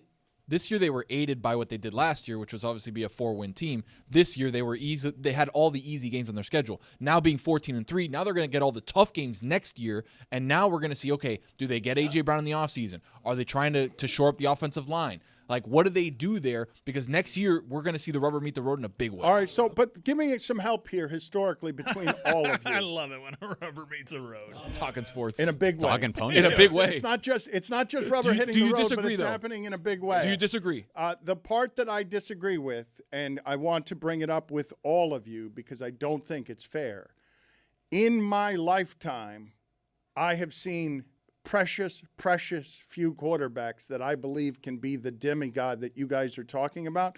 When these are the particular problems, I feel like your skill guys aren't that good and your offensive line is getting caved in because it's not that good, and then it gets injured at the end of the season. John Elway is one, but there are very few quarterbacks that I have seen on what I think is a bad team, and they were a bad team last year, and they added a bunch of new guys who are learning how to play football because it's not like a bunch of free agents. They turned over the entirety of the roster, and they got more plays from their rookies than any team in the league. Those guys don't know how to play football yet. Dan, I agree with you, but we don't have to look that far. Look at Chicago. They were a terrible offensive line. They had terrible weapons on the outside, and Caleb Williams did like a total shell, right? They bring in Ben Johnson. They shore up guys in the offensive line. They get weapons on the outside, and now he looks like the Iceman. He's great now. But he scored 17 points in a game against the Rams, and one of them was a 4th down throw that he's running back to his 50-yard line and throwing it to Cole They Kmet. were the best team in football. Okay, but I'm saying at the end they got eliminated because they scored all of 17 points, and one of them was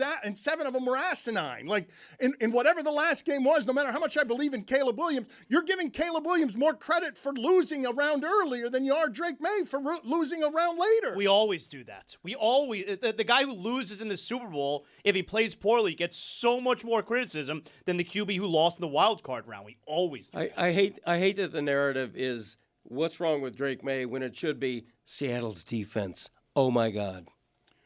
Pablo's got another one. It came out at 5 o'clock in the morning. He's another one, an 8th installment of this Aspiration Clippers thing. He's next. It's crazy that they're just aliens now. Like, but we knew that, Mike. No, like we kind of knew that. Tony knew. But like they're just saying it. You have Congress people just openly saying, "Get them out." Not illegal aliens. No. Like space like interdimensional beings. The little green men, the Martians, like the ones you've watched Independence Day. Yeah. They're here. Yeah, you just have a congressman being. There's tanks of aliens somewhere. You think? There was a congressman that said like there are 5 to 6 alien bases underwater that I know of. I believe him. Yeah, of course I believe Why him. wouldn't you believe Why a wouldn't I? congressman today? Not only the congressman. Anybody who says it. Yeah, okay, sure. We've got aliens here in our They're midst. living among us. Dan rips the crust off a pizza and eats it. That's huge alien behavior. In big fact, update. all three guys in that studio, if I you were could to see tell it. me that they were aliens, I'd be like, it checks out. Most likely, though, who would be most It's likely? Dan, and I'll tell you the reason why. Dan is like almost evolved enough. I think Greg and Zaz are done I evolving. think my dad's the least actually in this game. Just go back and listen to the way Dan eats pizza. It's pretty easy. Dan says things That's what I hope you sometimes where I'm think. like, wait a second, why did he say that? Dan that always way? talks Like, weird. Yeah, like he's kind of an alien, like the commissary, and it's like, no, it's the kitchen. Why'd you come commissary? Change there? the subject. They're on to us. The kitchen area, not the commissary. You said the commissary one time. The eating area. Is what That's you also said. another weird thing that an alien would say. Yeah. In a eating couple area. years' time, once our mission is carried out, they're all just going to be intergalactic space dust, and we will go back to our Lord next to the Nebula Galaxy. And our Lord, of course, is Mad Dog Russo, which I believe everyone, sound if we told the audience that Wemby was an alien, we'd be like, yeah, well, how did we not see that? Mad Dog Russo is an alien. But before I get to Pablo Torre, because he's got another one of these reports, and it's newsy, and it's got a ton of stuff, and I really don't know whether Aspiration is the iceberg, the tip of the iceberg, but I think it might be just the tip of the iceberg, like, because he's got more crud in here, and I thought Aspiration was the iceberg, and we just find tips, but there's more iceberg.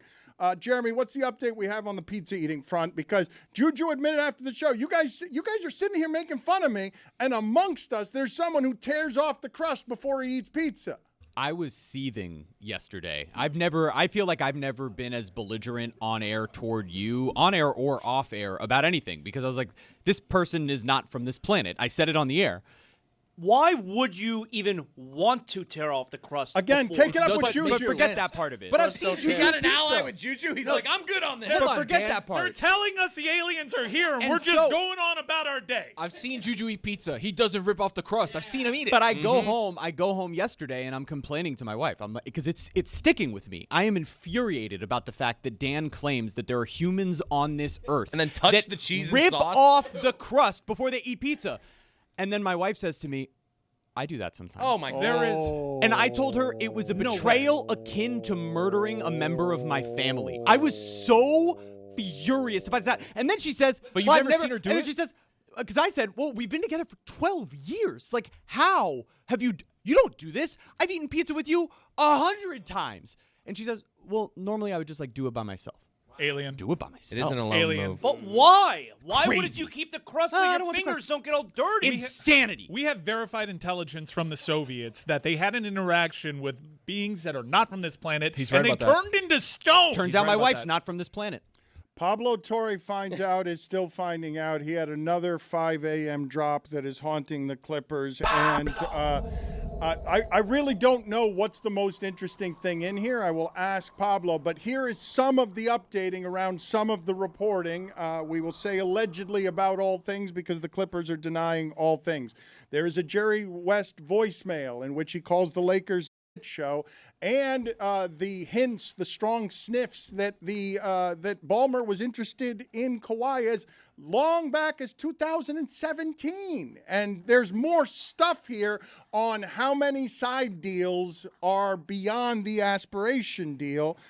Pablo's again got emails, he's got contracts, he's got documents, he's got 3 separate lawsuits. Again, a lawsuit doesn't mean that it's proof. One of the lawsuits has been dismissed by a judge, but they have valuable information in there that suggests, among other things, that the Clippers had a side deal allegedly with Uncle Dennis to make sure that he got a percentage okayed by Lawrence Frank, again, alleged to hire Kawhi's trainer, which you're not allowed to do if you're trying to keep things above board on the salary cap. So Uncle Dennis has an assortment of LLCs, but I'll allow Pablo to come in here now. Thank you for joining us, Pablo. The episode is flying right now. Pablo Torre finds out because he's the only place any of this information is coming. I thought he was doing this story just because the All-Star game is in Los Angeles. The Clippers are hosting it in Ballmer. I thought it was a timeliness grab. No, there's a ton of new information inside of this. Pablo, what would you say is the most... What if we never toss to Pablo and we just keep talking? What is the most interesting thing in there? Look, I want to start with a quote from, and thank you for having me, a quote from Michael Winger, who was the Clippers GM at the time, which I've confirmed from multiple sources inside the building. Quote, how many side deals have we made with Kawhi? And so what does that mean? How many side deals are there? You get to the stuff that Dane was alluding to. And one of these things, by the way, is documentation that Aspiration is just the tip. It starts in 2017 when Kawhi was with the Spurs. And the question, as always, is what did Steve Ballmer know and when did he know it? Well, in 2017, when Uncle Dennis and the Spurs and Kawhi are having their falling out over medical disputes and personal information, they go and they get Randy Shelton, who was Kawhi's trainer, his personal Tim Grover, as he put it in the episode, in 2017. And they tell him, we're going to hire you if Kawhi comes to this team. Tim Grover is Michael Jordan's trainer famously. So just the guy who's working on Kawhi's body, forgive me for offering the context, but the most famous sports trainer there's been is Tim Grover, Michael Jordan's trainer. Right. So I'll just take it chronologically because they recruit Kawhi in 2017. They hire this assistant GM, Mark Hughes, who is also a former San Diego State guy. They send Mark Hughes to talk allegedly to Randy Shelton more than a dozen times. They promise him a job. Lawrence Frank allegedly talks to Randy Shelton, promises him a job. And what is not so clear until now is that Uncle Dennis is being used as Randy Shelton's agent. And so we have Randy Shelton's contract. There's this dispute going on in LA court. Is headed to private mediation right now. The Clippers, of course, deny everything. Randy Shelton does the opposite. But we have this document that shows that Uncle Dennis is the representative, the listed representative on Randy Shelton's contract on his extension now into 2021. Right? And so what does that mean? It means that after the NBA investigated the Clippers and Uncle Dennis for cap circumvention and all this stuff in 2019, they were still directly doing business with a guy, I am told, in order to get him money directly via the commission on the trainer that they shouldn't have been talking to when he was a San Antonio Spur-associated employee of Kawhi Leonard. And Are you guys following this? You basically have a trail that leads back to Ballmer trying to get to Kawhi since 2017. The most powerful sports owner there is allegedly trying to do everything inside of this to ignore what are understood rules of the sport because he doesn't have to respect rules of the sport if there are no legal consequences to not respecting rules of the sport. Again, all alleged. But the thing that I keep on juxtaposing this against, Dan, is the idea that Steve Ballmer in the present tense is saying now in this other lawsuit filed by 11 Aspiration investors that he did thorough due diligence on Aspiration. And of course, we have documentation, the email chain, the privileged information with Ballmer's chief investment officer and his lawyers and Aspiration's lawyers that show that, oh, wait a minute, he did this in an insanely fast time frame at the founder of Aspiration's urging, and now Steve Ballmer says that I did thorough due diligence and still I got scammed, right? And so all of this is to show that when Steve Ballmer does thorough due diligence, he does it thoroughly. He does it years before it's even able to go get Kawhi Leonard. And so then, you mentioned the voicemail, right? It takes us to another lawsuit that was filed. And this one got dismissed because Johnny Wilkes, who's the man who filed this suit, is the high school basketball teammate of Dennis Robertson, Uncle Dennis. And he was saying, I was promised $2.5 million by Jerry West to bring Kawhi Leonard to the Clippers. And of course, he didn't have a written contract. That's a through line in the story of Johnny Wilkes in this case. But here is the voicemail that Jerry West leaves Johnny Wilkes that illustrates how much of a full court press of thorough due diligence the Clippers have been doing. This one from 2019. I can't believe you got this. This is Jerry calling. I really want to thank you a lot for, trying to help. I heard this morning that everyone over in the Lakers camp thinks they're going to get him. I find that hard to believe that he would want to go to that show where he would not even wouldn't get his name in the paper, and he wouldn't be the face of the franchise, that's for sure. He might be the best player on the team, but hope things are well. And, again, I really, really appreciate everything you've done. Jerry West as the logo and a Laker, calling the Lakers show and the recruitment of Kawhi Leonard. It's like the 5th most interesting thing in this episode if I had to rank it, and I found it super interesting. Yeah, and we have texts between Jerry West and Steve Ballmer, who's being kept updated by Jerry West about all of this. This is Jerry West, by the way, texting Johnny Wilkes, the plug for Dennis Robertson. Just wanted to thank you for your help. If he would go to the Lakers, he would be LeBron's caddy.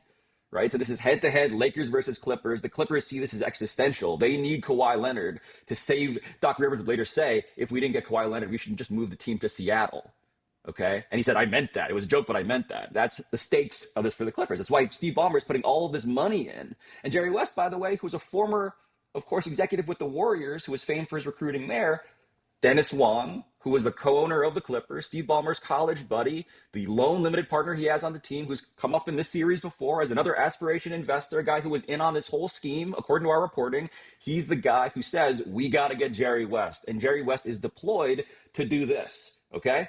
And so it's Steve Ballmer, it's Lawrence Frank, and then this array of guys, Jerry West, Mark Hughes, they're reaching out to Johnny Wilkes, to Randy Shelton. And it takes us, by the way, to the present tense when 4-year extension is the announcement for Lawrence Frank. Can we stop there? Can we stop there for a second, guys, and sort of absorb that? In the middle of this scandal, and Pablo's showing you the documentation that allegedly links Lawrence Frank very completely. It's meticulous. It's got addresses on it, on how it is that the circumvention is happening, how it is that Kawhi Leonard out of nowhere takes a $9 million discount. Lawrence Frank, after that disaster of a press conference before the season, signs an extension, and that could look like, oh, I got to keep this guy on my side. He knows everything. Like, I've got to keep paying this guy to make sure that he doesn't tell anybody anything that links me to anybody if I need a fall guy a few years from now.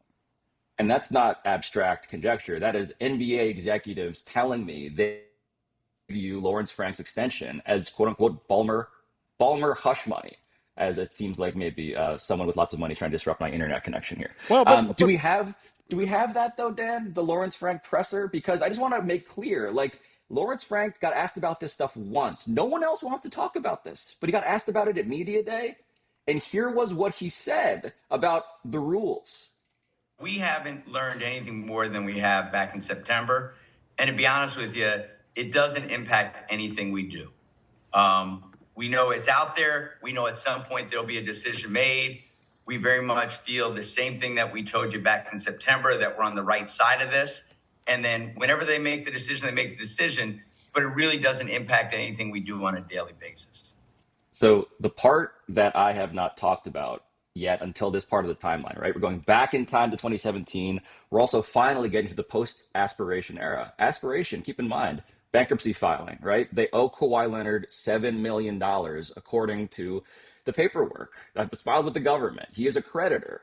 And so what's interesting is that Aspiration collapses. They owe him $7 million, and Kawhi Leonard signs this extension in January of 24, right?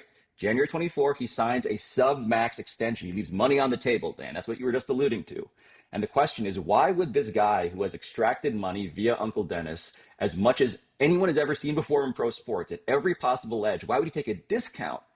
And what we show in this episode is that perhaps coincidentally, I guess, 3 new LLCs are created with Uncle Dennis as the representative, as the manager, the guy on the paperwork in the week before that.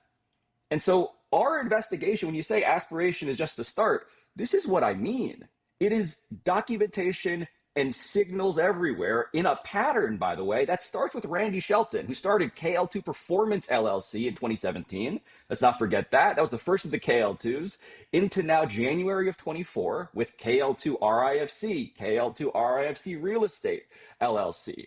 And all of this stuff is signaling that this story, in many ways, is just starting. Can you believe that? If the NBA cares about it. Can you believe that part, okay? Just understand, when Pablo is doing 8 installments of this, this was the first episode where I was like, wait a minute, the original story was shocking. Wait, this is going to get a lot worse than this? Like, it's going to be more than just $48 million for a no-show job. It's also going to have Kawhi taking $9 million in discounts that we can chronicle, because God knows how many places some of this could have been existing if the world's richest sports owner is trying to conceal from everybody in a meticulous fashion that he's not going to play by the NBA's rules, because how are you going to touch him if he can do it creatively? Like, I really was shocked as I was listening to this to be like, wait a minute, aspiration can't be the tip of the iceberg. It has to be the iceberg. But here's the thing that keeps on happening to Steve Ballmer and Lawrence Frank, right? So they keep trusting people to keep a secret that they care about very, very deeply, which is NBA rule breaking. And so they trust Randy Shelton, who sues them in court. They trust Johnny Wilkes, who sues them in court. They trust Aspiration, which is now blown up, of course, in court. And there is one document here, right? So the question has always been, you know, if you're going to play ahead the game here, like, who's the fall guy? And I think the order on the league is Lawrence Frank would be the guy who has a 4-year extension. He has the alleged hush money. He has a payout if anything happens to him, okay? But the question is, what touches Steve?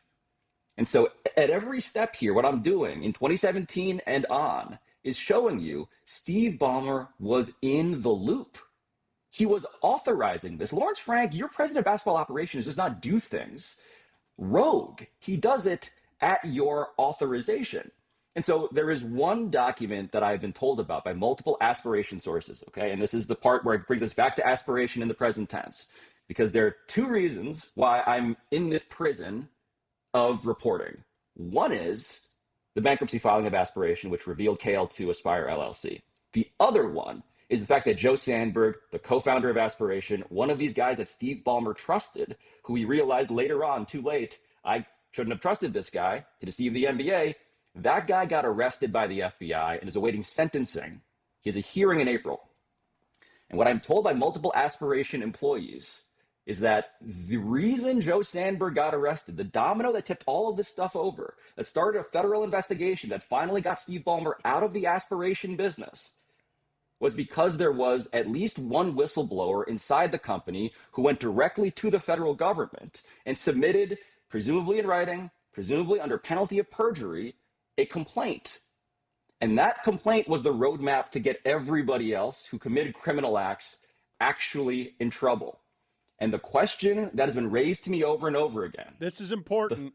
The thought is, did that whistleblower, under penalty of perjury in writing, mention Steve Ballmer and circumventing the NBA salary cap in writing? Did they put it into that complaint that started everything? Because if that document exists, that is the closest thing you could ever have to a smoking gun on letterhead under government supervision. And if that exists somewhere, then the NBA cannot possibly say this was a rogue president of basketball operations. This was from the very top with the richest man in sports. Pablo, will anyone have the guts to ask the commissioner about this at All-Star Weekend? I don't think so. I don't. I mean, I've been canvassing media members. I sadly, Dan, like, again, thank you, Dan, for paying for the reporting, for having me on the show. I have back-channeled to lots of other people with shows, and they don't want to touch it because they don't get it, because they think nothing's going to happen, because they're like, wake me up when the punishment comes. And I'm like, the whole point here is to use journalism in public to hold accountability up as a goal for everybody to still strive for. Waiting for the NBA to punish this, you're waiting for the system that enabled it to punish itself. Why would anybody expect them to do anything they didn't have to do? And so all you can do, Zaz, to your question, is ask questions, but I don't think people really are in the mood for doing that. That's the shame of it. Well, let me ask the group here, because I don't know if it's a founding principle of Pablo Torre finds out necessarily, but it's certainly become one of its ideals as it's gone on. Pablo is tweeting that he's committed to using journalism to doing something that feels increasingly impossible, holding billionaires accountable. And this is the richest one of all, but I do feel like the room is bored. I feel like the room on the details of some of this, I feel like everyone is like, oh, wake me up when there's a punishment. I'm not the least bit bored, but it's very overwhelming, and that's why other podcasts don't want to touch this, because it's dense, it's complicated. But the thing that I can't get out of my mind is the idea that Steve Ballmer can't be the only billionaire owner in the NBA or in sports in general who has invented this kind of skullduggery. But this is really hard to prove, though, okay? Let's prove it once before we prove it with everyone. What this lays out, though, and this stuff is really, really difficult to document. Imagine how hard it must be to keep to show information that Steve Ballmer, with that power and that money, does not want seen by anybody, his fellow owners least of all, because this isn't a crime. It's just a shame that will make him someone who wants to win so badly that he's willing to cheat. Like, that he's willing to cheat in a way, allegedly, that Pablo's got not only receipts on, but timeline that is super, super incriminating in just appearances, in just optics. But it's really hard to pin down what would be identifiable proof the way he's laying it out, though, and he's done an exceptional job. Sampson and Amin have been exceptional, helping put the framework and the nuance around how it is that it really works in the halls of power, because they've been close to these halls of power. What you're doing, Pablo, I think is so thick that it is hard to consume, but he's the only place that the information is coming from, and I see people going there in hundreds of thousands because they do want it. Why don't more want it? Why don't most want it? Because the cost-benefit analysis, what you cost, what you risk, what you lose is access. You lose the ability to be protected legally, potentially, depending if you whether you know what you're talking about or not. You also lose favor with, frankly, the NBA itself, right? Like, All-Star Weekend's a party. I get it. I loved All-Star Weekend. It's the biggest holiday in the NBA calendar. To be the turd in the punch bowl is not what I want to be. It's why, by the way, Amin Al-Hassan is here doing like Arnold Schwarzenegger impressions. It's why David Sampson, his eyes are degrading and he has to get increasingly strong glasses because I'm forcing him like a lab rat to read documents, which he loves, but to do it on camera in front of everybody to see like how people actually talk when presented with evidence. I mean, Dan, the thing about this story, the reason why this has been one of the most trafficked episodes we've done on the show so far is simply because people are realizing there is a way that the NBA media talks about this stuff in group chats. Privately. They're out at a bar, they all talk about it. All-Star Weekend this weekend, you can guarantee they're going to be whispering about it, but they wouldn't dare take the effort to report it out and risk something in public.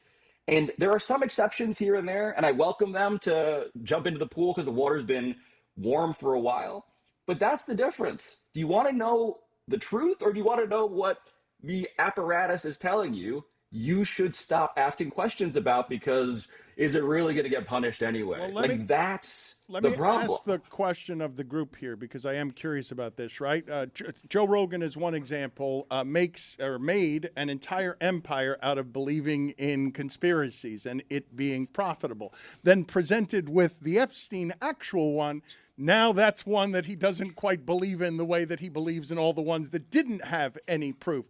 What's happening here with this as a conspiracy? Because it is the rarest of things to have a reporter digging in on this kind of documentation, contracts, emails, texts. Like, it's hard work. So what's happening when the conspiracy is presented to you? Why wouldn't the entirety of the media grab that? Is it that much of a cabal? Like, is the whole thing that compromised that what Pablo is saying is true? I don't believe that that can be true, that NBA media is so interested in protecting its economy that it doesn't dare touch this. I believe NBA media looks at this and says, I can't do it. It's too much. It's too sprawling. I can't do the reporting on this. It's too hard to do the reporting. I mean, most sports journalists are lazy because they think of what they're covering as the toy store. And Pablo's exactly right.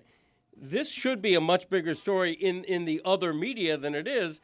It should be the overarching story of an All-Star weekend hosted by, of all teams, the LA Clippers, but it might not even be touched because we'd rather write the fun feature about Wemby. I don't think it's lazy, though. I think it's just too hard to do. Daunting. It's too daunting. That's fair. I want to be fair about this, right? So the reason why we do this, in fairness to every other media member in the NBA, who's like, look, I just want to cover the games, man. I want to talk about how all of this is shaping up on the court, right? And I'm okay with that because on some level that leaves this niche to me. That's why we are distinguished in comparison. The thing that I urge people to realize, though, is that this is like a true NBA crime story that is a conspiracy that's not a conspiracy. This is the story of someone for whom money is no object. And rules prevent him, as the richest man in sports, a guy with $140, $50 billion, from just spending in the way that he thinks he should be able to spend. And there are rules against that. Do rules matter in the NBA? Do they matter in society? Do they matter in government? This is part of why I care about this stuff. It is because sports are a metaphor, but they're also reality. It's reality because the question of, and Greg, you raised a good question that I've heard a lot. Could there possibly be other owners who do something similar? What I've always said is that this is a function of degree. No one has the ability to buy the rest of the NBA combined. This guy does. No one was the CEO of the foremost monopoly in America, Microsoft, when the American government's antitrust department was coming after them for monopolistic behavior and anti-competitive practices. That was Steve Ballmer. Steve Ballmer didn't give a about the rules around competition when it came to the actual federal laws. You think he cares about the NBA salary cap when he thinks that the whole might makes right great man theory of capitalism is, I have the most money, you're preventing me from being as deservedly great as I already am? Keep in mind, dude was punished for cap circumvention with DeAndre Jordan in 2015. That was another team sponsor, Lexus, okay? Punished. 2019, investigated for cap circumvention with Kawhi Leonard, related directly to some of the stuff we're talking about, which the NBA apparently either saw or didn't see, both of which are kind of embarrassing, right? With Randy Shelton and with Johnny Wilkes. That's 2019. And now, of course, we come to the third cap circumvention investigation in his tenure related to stuff that they already got cleared for because the NBA didn't really look into it that hard, or so it would seem. And now, on top of that, you have Randy Shelton's lawsuit, you have Johnny Wilkes' lawsuit, and you have 11 Aspiration investors who are alleging that this dude aided and abetted fraud. And I'm not saying that he did.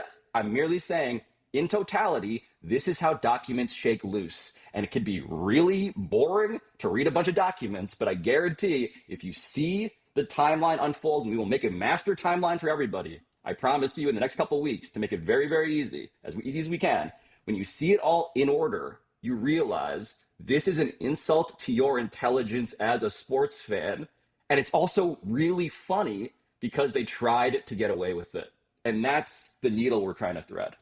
Going to the journalist element of it, like it is more complicated for these local media members who cover individual teams when they go out to All-Star Game to ask these questions, because for them, they're looking for job security, right? In a media landscape that's shifting the way that it is, do you want to be the troublemaker? Do you want to be the person who's asking the tough questions when you're making your money off of the team that you cover, giving you information, and they're your sources, and now they might be looking at you asking those questions as, who knows, maybe they're trying to cover up similar types of things as we're talking about. Like, all of these owners and all of these general managers are looking for potential shortcuts to win.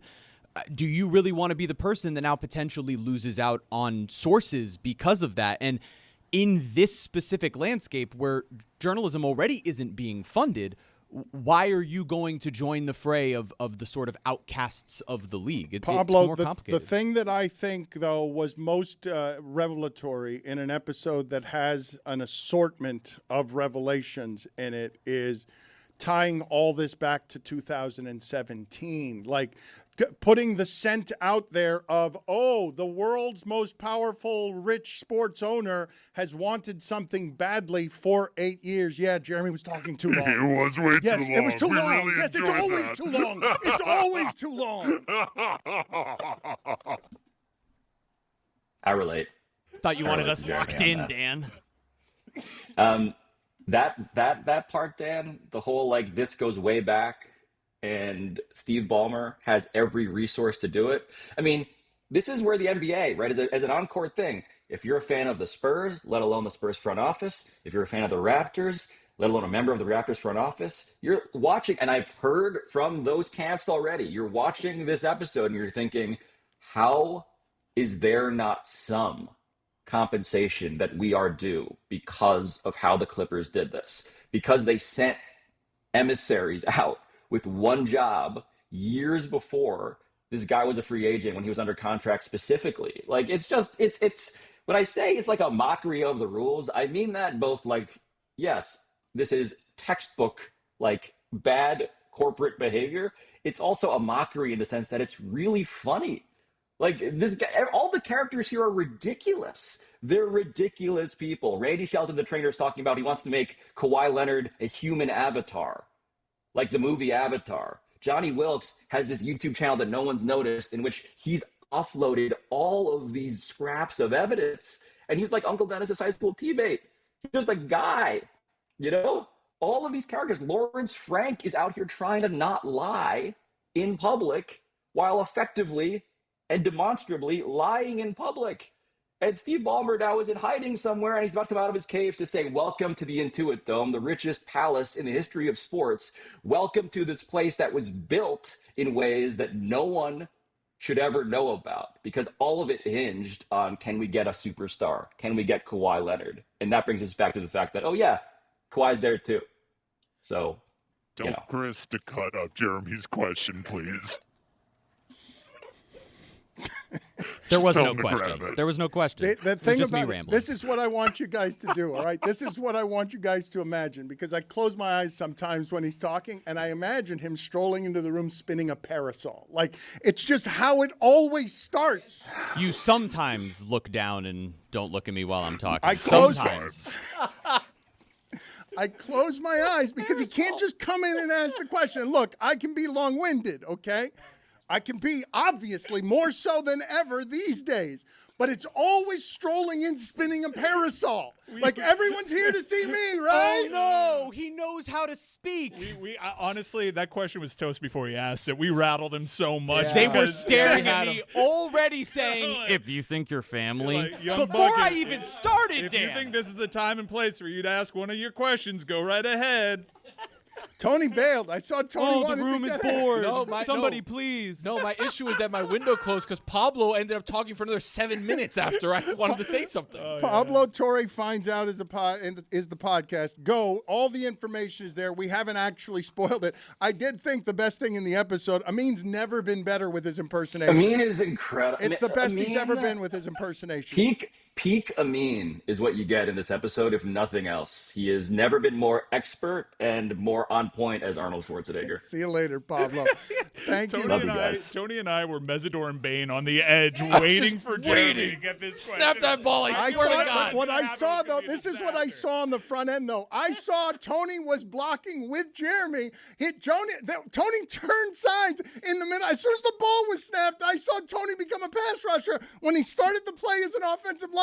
He was lined up next to Jeremy. He's like, I don't like my team anymore. Now I'm a pass rusher. Yeah, I went, you go, and then, Mike has something too. So, yeah, you guys go before me. I'll go on the back end of that. Nope.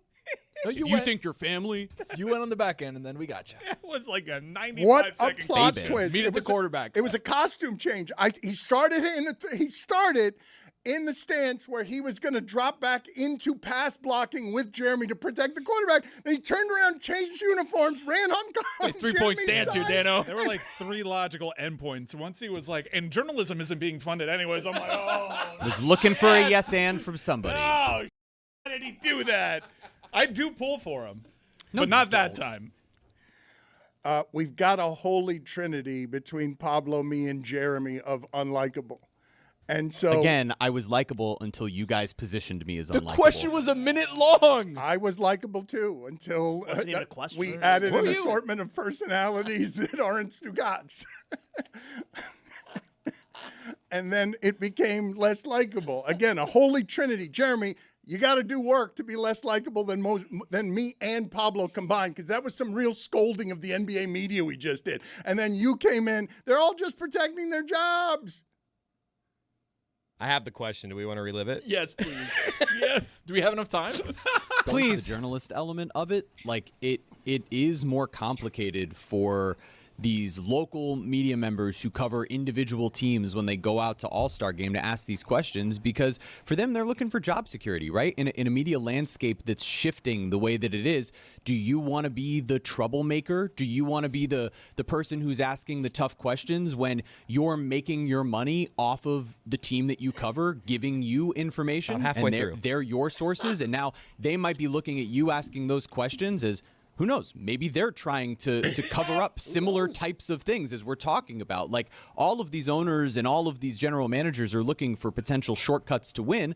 If you think that your family, do you really want to be the person that now potentially loses out on sources because of that? 20 And seconds left. In this specific landscape where journalism already isn't being funded, why are you going to join the fray of the sort of outcasts of the league? Pablo, it's more the complicated. thing. I'm going to go ahead and go make a song. I'm going to go make a song. I'll be back at the end of the next hour. I'm going to go make another song for a sponsor. You guys saw it. Cut him off, man. Yeah, well, he was Dan, your you internal guys- clock is sharper than that. What happened? You let him go for a minute and a half. I eventually just cut him off before whatever the dismount was. It's like whatever he thinks the parasol in the gymnastics routine is, I came in and took him at the ankles just as he was hitting the pommel horse. Like I'm going to nail the dismount here. Roy adjusted his seat in the middle of it. I was like, man, this room is getting muggy.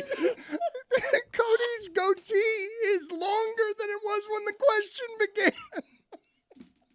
Make sure to get me that Mad Dog sound so I could get to it before the end of this hour. But we've got someone here who might even be funnier than Mad Dog sound. He's buzzed about, right? He's the comedian right now that is super hot, and he's selling out shows on his national tour, lucaszelnick.com, if you want full tour dates and tickets. Thank you for joining us, Lucas. I appreciate it. And I'm wondering, on your career path here, what made you more nervous? The first time you did stand-up, or when you told the people who love you that you wanted to be a comedian for a living? You know what? I think I made the right call, and I didn't tell the people who love me that I wanted to be a comedian until after I'd done a fair amount of stand-up. Oh, okay. So was it because you weren't sure that you wanted to do it as a career, or you weren't sure what they'd say? It's just like being a comedian is kind of like being gay. Like, you want to really make sure you are before you go out and tell all your friends you are. You know what I mean? Nothing wrong with it if you're sure, but you don't want to have to walk that one back. So how long did you go before you how much doubt was there before you realized, no, I'm going to go ahead and try and make a go of this, and I can make a go of it successfully? Honestly, it was like probably 2 years, which I think makes it different from the gay analogy. I think if you tried being gay for 2 years, you'd probably know pretty quickly. But comedy, I don't know, because the pandemic really changed how comedy was working, so I just didn't know if it was going to be like a career path. I know I liked it, but I was pretty bad when I started too, so I just wasn't sure. So where and when did crowd work make an appearance on the popularity scale? Because crowd work is now, and I know comedians have different opinions about this, but it's just a chance to be clever very quickly, the way you've probably been all your life whenever you discovered funny, right? And so it's being rewarded, and it seems to also be changing the game. And some older comedians seem to not respect crowd work very much because they think it's a little bit lazy or whatever, but you're exceptional at it. Well, everyone does it a little bit in like an hour-long set, you know, even if they don't mean to. It's just like if you're doing a live set for an hour at a comedy club, you usually end up riffing or talking to someone for some amount of it. Usually people don't, you know, completely ignore the live element of the show for a full hour. But I think, I think older comedians certainly don't respect the way in which new comedians are using it as clickbait to draw people out to shows. I always had like a natural knack for it. And it did start from being bad at comedy and not being able to do my jokes, which is that's the knock on crowd work. It's like, oh, these are for guys that don't have good jokes. It was for me in the beginning.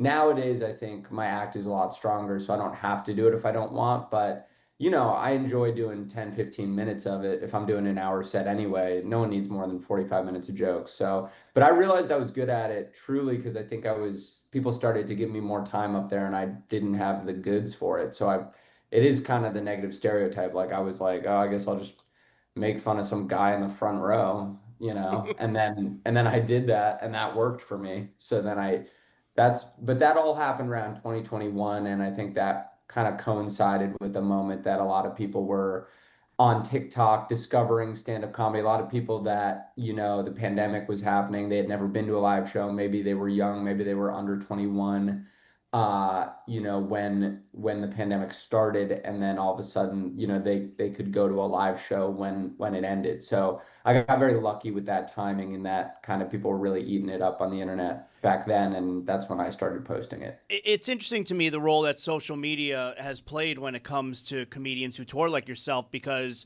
comedians will post crowd work on social media clips because they don't want their material to be out there, and you could see funny little snackable bites of crowd work. And then I wonder, do you get people at shows who maybe aren't regulars at comedy shows who see these clips and they think it's like a normal thing for the crowd just to be interacting with the comedian all show? Yeah, it's possible.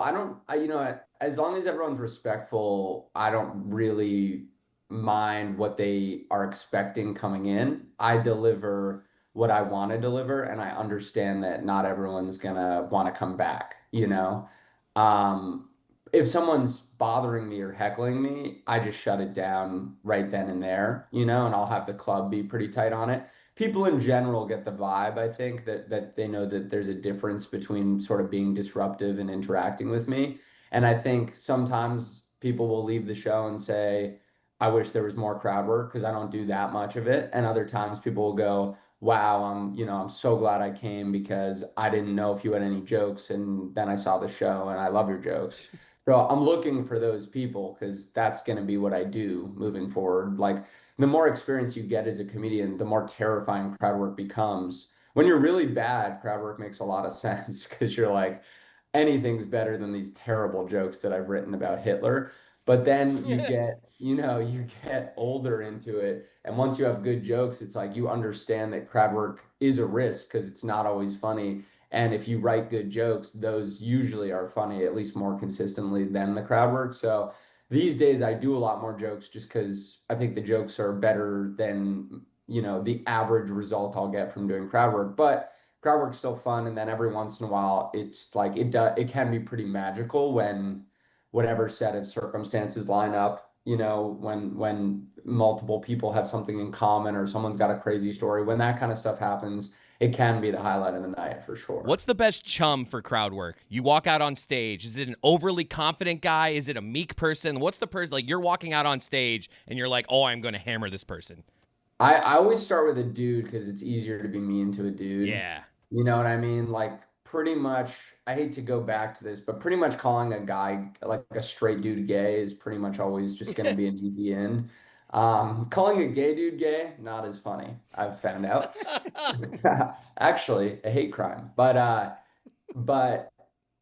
that's like where I start. But a lot of the time, the things that I get known for are interacting with people that maybe like people are more sensitive around, maybe a different type of group, whether that's, someone of a different race or gender orientation or sexuality. I typically have a skill in sort of like walking down a road that's going to make people nervous, that's going to make people think I'm going to say something really bad, and then kind of subverting that expectation. So I like that, but I do think it's not for the weak of constitution, because you got to trust me and also, not be. I like to treat everyone like they're normal people. So, some people do have the view that you can't treat certain people the same way as other people. I don't really subscribe to that for the most part. So if people don't like that, that's, that can be an issue. How often does it happen, and how annoying is it when you point at somebody in the audience and their response is to obviously try to be funnier than you? Depends if it works. You always got to listen to the audience. If the audience can get a bigger laugh than you, you can't be the guy who's like, well, that wasn't funny. Like, you listen to the audience. I always listen to the audience for everything. So, like, the audience doesn't really know this, but like they kind of control the show in that they sort of play me like a puppet. Like I just follow their laughter. So if it's jokes and then I start doing crowd work and they don't laugh, I stay away from crowd work. If it's crowd work and they're not laughing at the jokes, I'll lean into that. If the audience loves someone that, even if they're kind of annoying me, I'll give it at least a chance to try and grow on me. So I don't ever try to be the guy that's like, I think the worst comedians you'll ever see are sort of in denial because they have an agenda up there that's separate from what the audience is picking up. I don't really believe in that. So it's like if some dude makes some dumbass comment, and can I curse on here? Yeah, but the way you're describing this though is sort of zen, right? You have to have real confidence to lay back and allow the audience to lead you. Yeah, I guess it's either confidence or it's just like, I don't know, you can't, I've done this enough now where you just got to know how to not swim against the current too much because you're being perceived by all these people. And I don't know, I think the thing that I always hated about stand-up comedy growing up, like when I saw it live, because I grew up in New York City, so every once in a while I'd go, there's so much stand-up in New York that you could maybe like walk by a comedy club and pop your head in, especially as a teenager.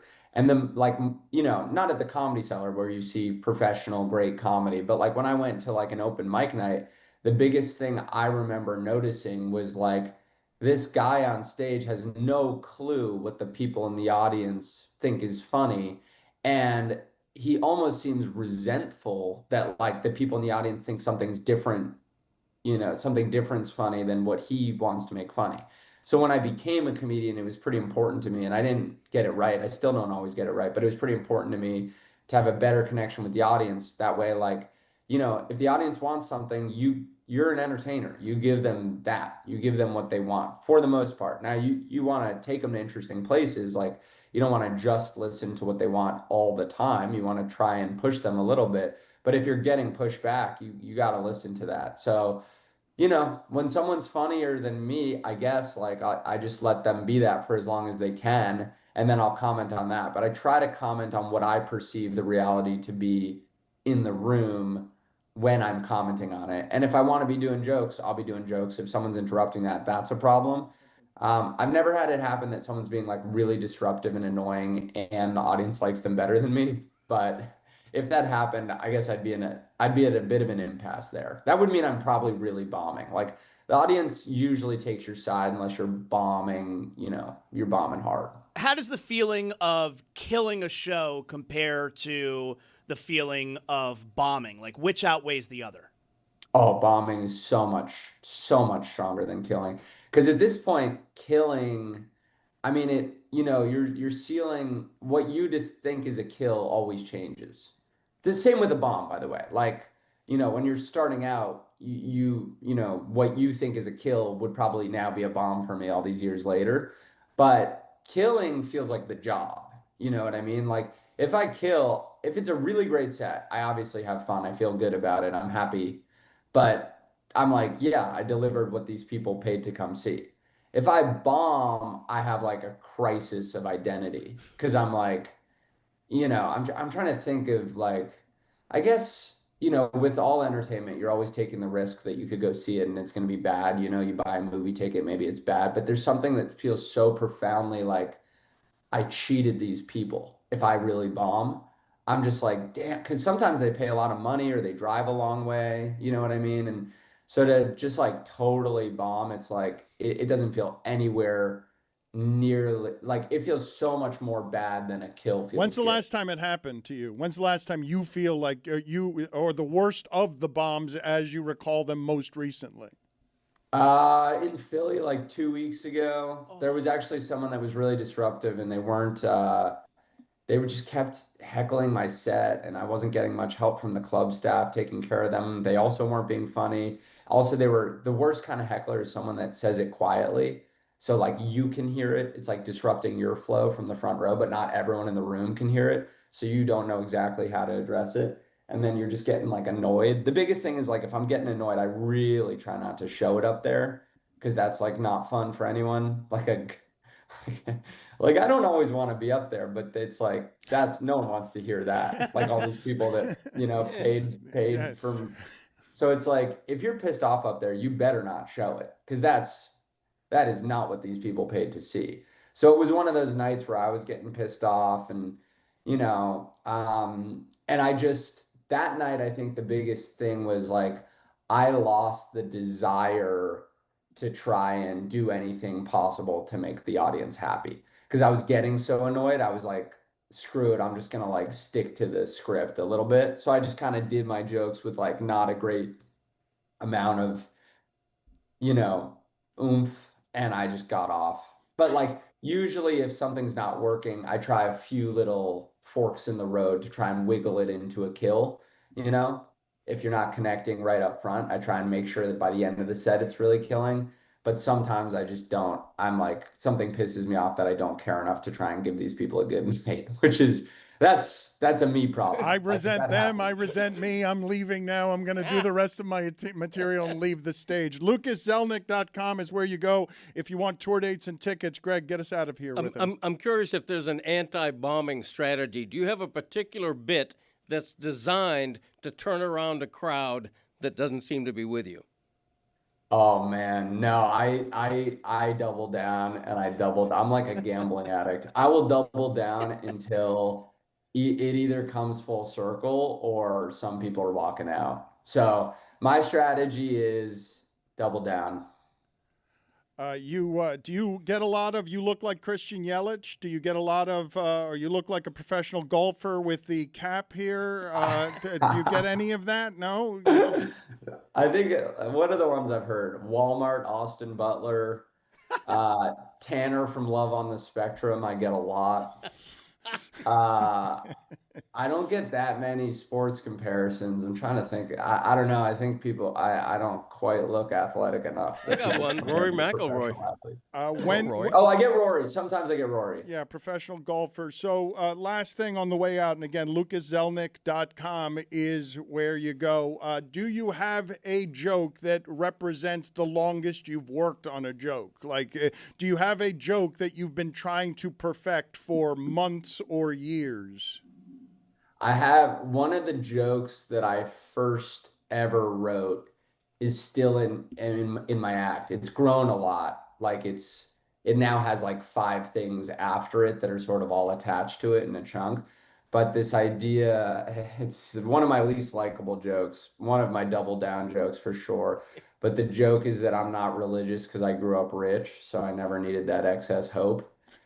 And that's one that was like one of the first things I ever wrote because I was trying to do biographical stuff. I was starting comedy. I was like some rich New York City kid, didn't think I had a place in comedy. Sometimes still don't, but I wrote that joke early on. Now it goes a bunch of ways after that and it has a long way, but that one's still in the act. I don't know if it will be next year, but I still tell it. And I probably wrote that 5-6 years ago now. Lucas, thank you for joining us. Where are you getting most of your material these days? Do you have one place that by percentage is larger than all the others for your material? I think the country's making it easy. No matter which side you're on, everyone's talking about the same stuff, just with completely different perspectives about it. So I usually start with about 15 minutes of political humor. If you can't make it through that, you're going to hate the rest of the set. LucasZelnick.com is where you go. Thank you, sir. Appreciate the time. Thanks, fellas. Appreciate yours. Yeah. That was Chris Cody saying that guys are the easiest to beat up on. Yeah. That was evident as we pounded poor Jeremy. Yeah. Jeremy is now in another room working on music privately, trying to do spoof songs. Yeah. Working alone, not wanting to work with us anymore. Yeah. Just a private room. Chris, you really enjoyed the bullying of... I did. These two back there. We need these two. Jeremy. I had to get a paper towel because I was crying. Yeah, you guys were laughing a lot. So I wanted you to set Jeremy up for him to do crowd work on Jeremy during that interview. That would have been funny. I saw at the beginning of what was happening with Pablo that Jeremy and Tony were on the same team, and I thought it was borderline evil the way that Mike Ryan took you and put you on his side. No. So here's what happened, right? At some point, Pablo was talking about how the NBA, like, there's no rules. The owners don't follow the rules. And then the rest of the country, and I'm like, yeah.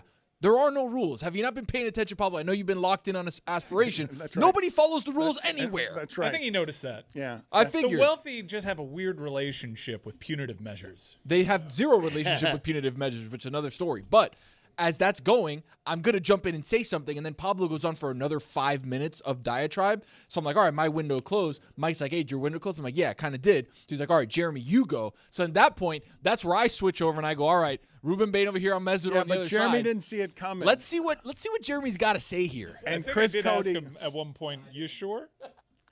And Chris Cody enjoyed too much. You got to go after a guy.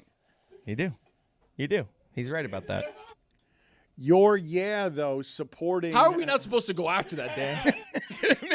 there's a video up top. Great right now job on the of video, Jeremy Steve. singing, and he's like moving up and down the shoulders, like his eyebrows. His hands are moving now. No, this feels mean. Yeah. This feels like too He doesn't much. know we're watching him. This is vulnerable. This is voyeuristic. Oh, now it's too much. This When you is did it to me, criminal. it's It's funny. Well, we never replayed the sound. Before we get to Mad Dog, please find for me the sound of you reading in another room that we meant to get to 3 or 4 shows ago when you didn't know we were watching you as you were trying to read. Just find that for me. Take your time, guys. In the interim, let's go ahead and just play the Mad Dog sound that you guys have said I have to get to today. I have not heard it. Zaslow, do you want to give me any context here that doesn't spoil this sound? It's the biggest story in the NBA going into All-Star Weekend is 2 things, all right? It's tanking and it's load management, and just Dog is on top of it. But I love here, I want to add a little more context. There's music underneath here. It's Bruce Springsteen. I edited it a little bit so you don't hear too much of us and get us pinged, but he is like playing off of Bruce Springsteen throughout all of this. It's Doggy being Dog. This is a 21-year-old kid with the Wizards, and Jackson decided to sit out. God damn it! Hit it, Bruce! And here it is. I sat here and I gave it a date. November before Thanksgiving in 2017. And I walked in there in the off season and did an hour show with the freaking high heat. Sick as a freaking dog. And then walked in here and did a monologue. And I said, I can't take it. I'm so sick I gotta leave. And I took the train home. And 3 days later, I was in the freaking Stafford hospital, and the doctor said, how the hell did you survive this? And then I sat there on a Tuesday night. He sat there and operated on me for 3 hours to get an appendix out. A ruptured one. Chris Russo. And Jared Jackson can't play in the 4th quarter in a game in February, making $50 million a year. I mean, this is absurd. And Springsteen at 80 years of age playing 3.5 hours every freaking night. My goodness, what does the world come to, this garbage? Garbage! You should be ashamed, NBA. Ashamed. You got that? Cousy, dope shades, Wilt, ashamed. That's fantastic. So he's citing How does he do this? Show. He's citing that he did high heat in 2017 for an hour and then needed to be hospitalized. The doctor asked him, how did you do this? He had a ruptured appendix. Jared Jackson got to play 4th quarter. Flu game. He's citing that 8 years ago, he did an hour of high heat with a ruptured appendix that amazed his doctor. Why, for $50 million, can't somebody play the 4th quarter? What's missing there is high heat in the off season, Dan. There's nothing to talk about. Had an hour. I took the train home. And 3 days later, I was in the freaking Stafford hospital, and the doctor said, how the hell did you survive this? And then I sat there on a Tuesday night. He sat there and operated on me for 3 hours to get an appendix out. A ruptured one. Chris Russo. And Jared Jackson can't play in the 4th quarter in a game in February, making $50 million a year. That saxophone. Coming a bit much. No, it's not a bit much. It's perfect. It's why he's that motivated and losing breath, because he loves Springsteen so much. And Clarence, God rest his soul. Rest in power. Yeah. That was the most grating part of the clip. The sax. But he was motivated by it to tell you. He just shouted his name. Did you hear him? Chris Russo. He just said his name. I know. It doesn't even. Why did he say his name? Well, maybe you didn't know who he was talking about. Chris Russo, can play hurt when his appendix is ruptured, but Jaren Jackson Jr. can't play the fourth quarter, being paid $50 million a year. Him tossing to Bruce. Hit it, Bruce! Oh, you got to hit that post. And here it is. Well, he does feel like Bruce Springsteen is playing behind him as he enjoys life in a way on a soapbox that is bigger than Bruce Springsteen. He does feel like the soundtrack to introduce him is Bruce Springsteen. Hit it, Bruce! And here it is. I sat here. So good, man. Hall of Fame. I love that guy. Hall of Fame. How does he keep doing it? I've never loved someone I haven't met in person. It's the greatest. And I love Just him. Banger after banger after banger after banger. Pablo Torre is also producing banger after banger. I don't know how you guys reacted to Jerry West saying the old school Kawhi, if he goes to the Lakers, isn't going to get his name in the paper. I know. I noticed that. You think Kawhi is thinking to himself, how do I get my name in a newspaper? How do I get Bill Plaschke to write about me in the LA Times? The old white people who run sports are so funny. Jerry West doing Ballmer's bidding because Ballmer says, I want you guys to sort of absorb the amazing in Ballmer saying in 2017, yeah, Kawhi seems pretty good. I want him. What do I have to do to get him? I'm going to get him. Then he gets him, and then quietly here, James Harden's traded, Zubac is traded. They've just torn the whole thing down. It loses forever. It loses in a way that makes the Oklahoma City historically good, feeding off of their mistake. Do you guys not marvel, whether you're bored of the Kawhi story? I know All-Star Weekend is going there, and Nick Wright is fixing the NBA with Bill Simmons, but what has been birthed in the 15 years of LeBron as he's making All-NBA teams throughout it, what's been birthed is the grotesque dysfunction that comes from athlete doesn't trust his organization. It all breaks apart with San Antonio. Athlete trusts his trainer when it comes to his body, not the team. Athlete trusts his uncle, not Steve Ballmer, as it comes to how is it I'm going to get my money. Most powerful, richest owner in sports says, I don't have to play by the rules, allegedly. I just get what I want, right? I'm the richest. I get what I want, however it is that I want it. I'm going to win because I'm going to get the best player. And now it's just lawsuits and paperwork and an assortment of things because nobody's actually keeping his secret. Right. Can you imagine being that wealthy, making millions of dollars per minute without doing anything, just because your money, increases tenfold a day? But it doesn't cost you anything to give Kawhi a no-show job, allegedly, that pays him $48 million a year. And that's one of the ways you get him extra money. Because money, like, what difference? What does $48 million mean to Steve Ballmer? Like, right. Isn't that something he can make in a fraction of a day? Yep. A fraction of a day, Steve Ballmer's money multiplies in a way that makes your rules and money meaningless, correct? Yeah, and you think you're so powerful that no one can penetrate your shield, and if you do get in trouble, you can buy your way out of that too. I can only imagine the ego that comes with being that wealthy and thinking you can do anything, you can buy anything you want. I wanted to ask you guys whether anyone has given thought to Tony Dungy still being on television, giving opinions poorly, while Tony Dungy refuses to answer, correct? Whether or not he voted for Belichick, which suggests, I assume at this point, if you're refusing to answer, that's the answer. that is the answer on that one, right? You either boldly and proudly stake your non-controversial opinion that I voted for Belichick, or if you recuse yourself, that's incriminating. It's tantamount to taking the Fifth Amendment. You're allowed to do it, but people think you're hiding something. People think you don't want to tell the truth, so you're taking the Fifth. I think the first rule of being a Hall of Fame voter in any sport should be full transparency.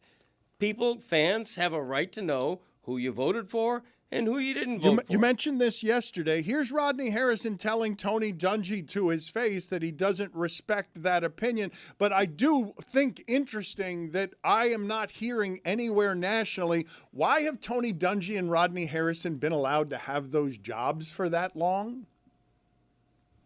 Which is any list that doesn't include Bill Belichick at the top is absolutely wrong. And a lot of those players that we mentioned, they're great players. I played with Drew Brees. I played with Adam Vinatieri. But there's nobody more deserving to be in that Hall of Fame than Coach Belichick. I've seen his greatness. I've seen him design defenses to stop your offense. And you just look at the players that he's impacted. He's been unbelievable. And when I look out throughout the Hall of Fame, and even a guy like Tom Brady wouldn't be Tom Brady without Bill Belichick. And that's the disappointing part of it, Coach, and you guys got it wrong. That's actually a pretty good moment for Rodney Harris. That's a major call out. Sure. Yeah, Tony Dungy just takes it on the chin. I mean, Tony Dungy's lack of really anything for NBC in the Super Bowl has even gotten Michael Kay calling for him to be fired. Not just at the Super Bowl, ever. I think Dungy comes off pompous enough that now look, him refusing to say who he voted for obviously is the answer. It means that he didn't vote for Belichick. But I think that he's pompous enough to believe that when he says that, he actually believes he is withholding his vote from everyone. I don't think he sees it that way. I think he actually believes, no, I'm not telling you, when we all know he's telling us. I would just like the truth from Tony Dungy. It can be Spygate was big enough where he doesn't deserve to be first ballot. He's going to make it next year. It can be anything that the truth is. But the truth isn't, I don't remember or I don't want to answer that. I mean, that's just evasive to a fault. And it's highly suspicious that it's coming from Indianapolis Colts that were embroiled in that rivalry there that probably might be bitter. Wait, these guys found some sort of advantage? Just say that, and I think everybody would understand instead of this weird thing where we're like, how is this guy not a Hall of Famer? Do people need to have their votes taken away? Because that is the criteria right there, those resumes. You know who looks great on NBC now? Jason Garrett. As always, gleaming whenever he turns toward the camera and that tooth sparkles. We need to get the imaging that supports what it is that we're doing, where Jason Garrett just knows the camera's there, isn't saying anything, and like a department store mannequin, he is moved by the hips toward the camera and smiles with a single gleaming tooth that should make a pinging sound, and that's what he's there to do. Just be former Dallas Cowboys coach. And still better than Tony Dungy. This is a little more complicated than that, but I'd make the argument that that show doesn't actually have to aspire to be great. It just has to be on before that game, because if they wanted to be great on that show, they would keep taking more chances or done something else with Dan Patrick and tried to make it more interesting. But it's easier. Famously, they did try to do something different with Dan Patrick. That was a thing that happened. I think they would have kept trying to do things. There's no incentive to take chances when all you have to do is get out of the way for football. Yeah. All right, guys, I got something shocking. A big swing.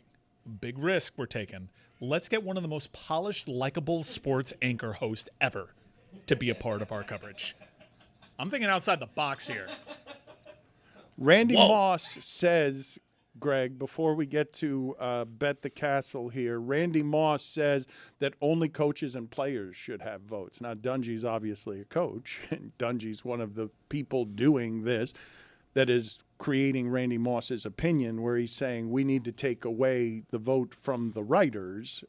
He's saying just coaches, just players. Well, the problem with that is that coaches and players could very well have an axe to grind.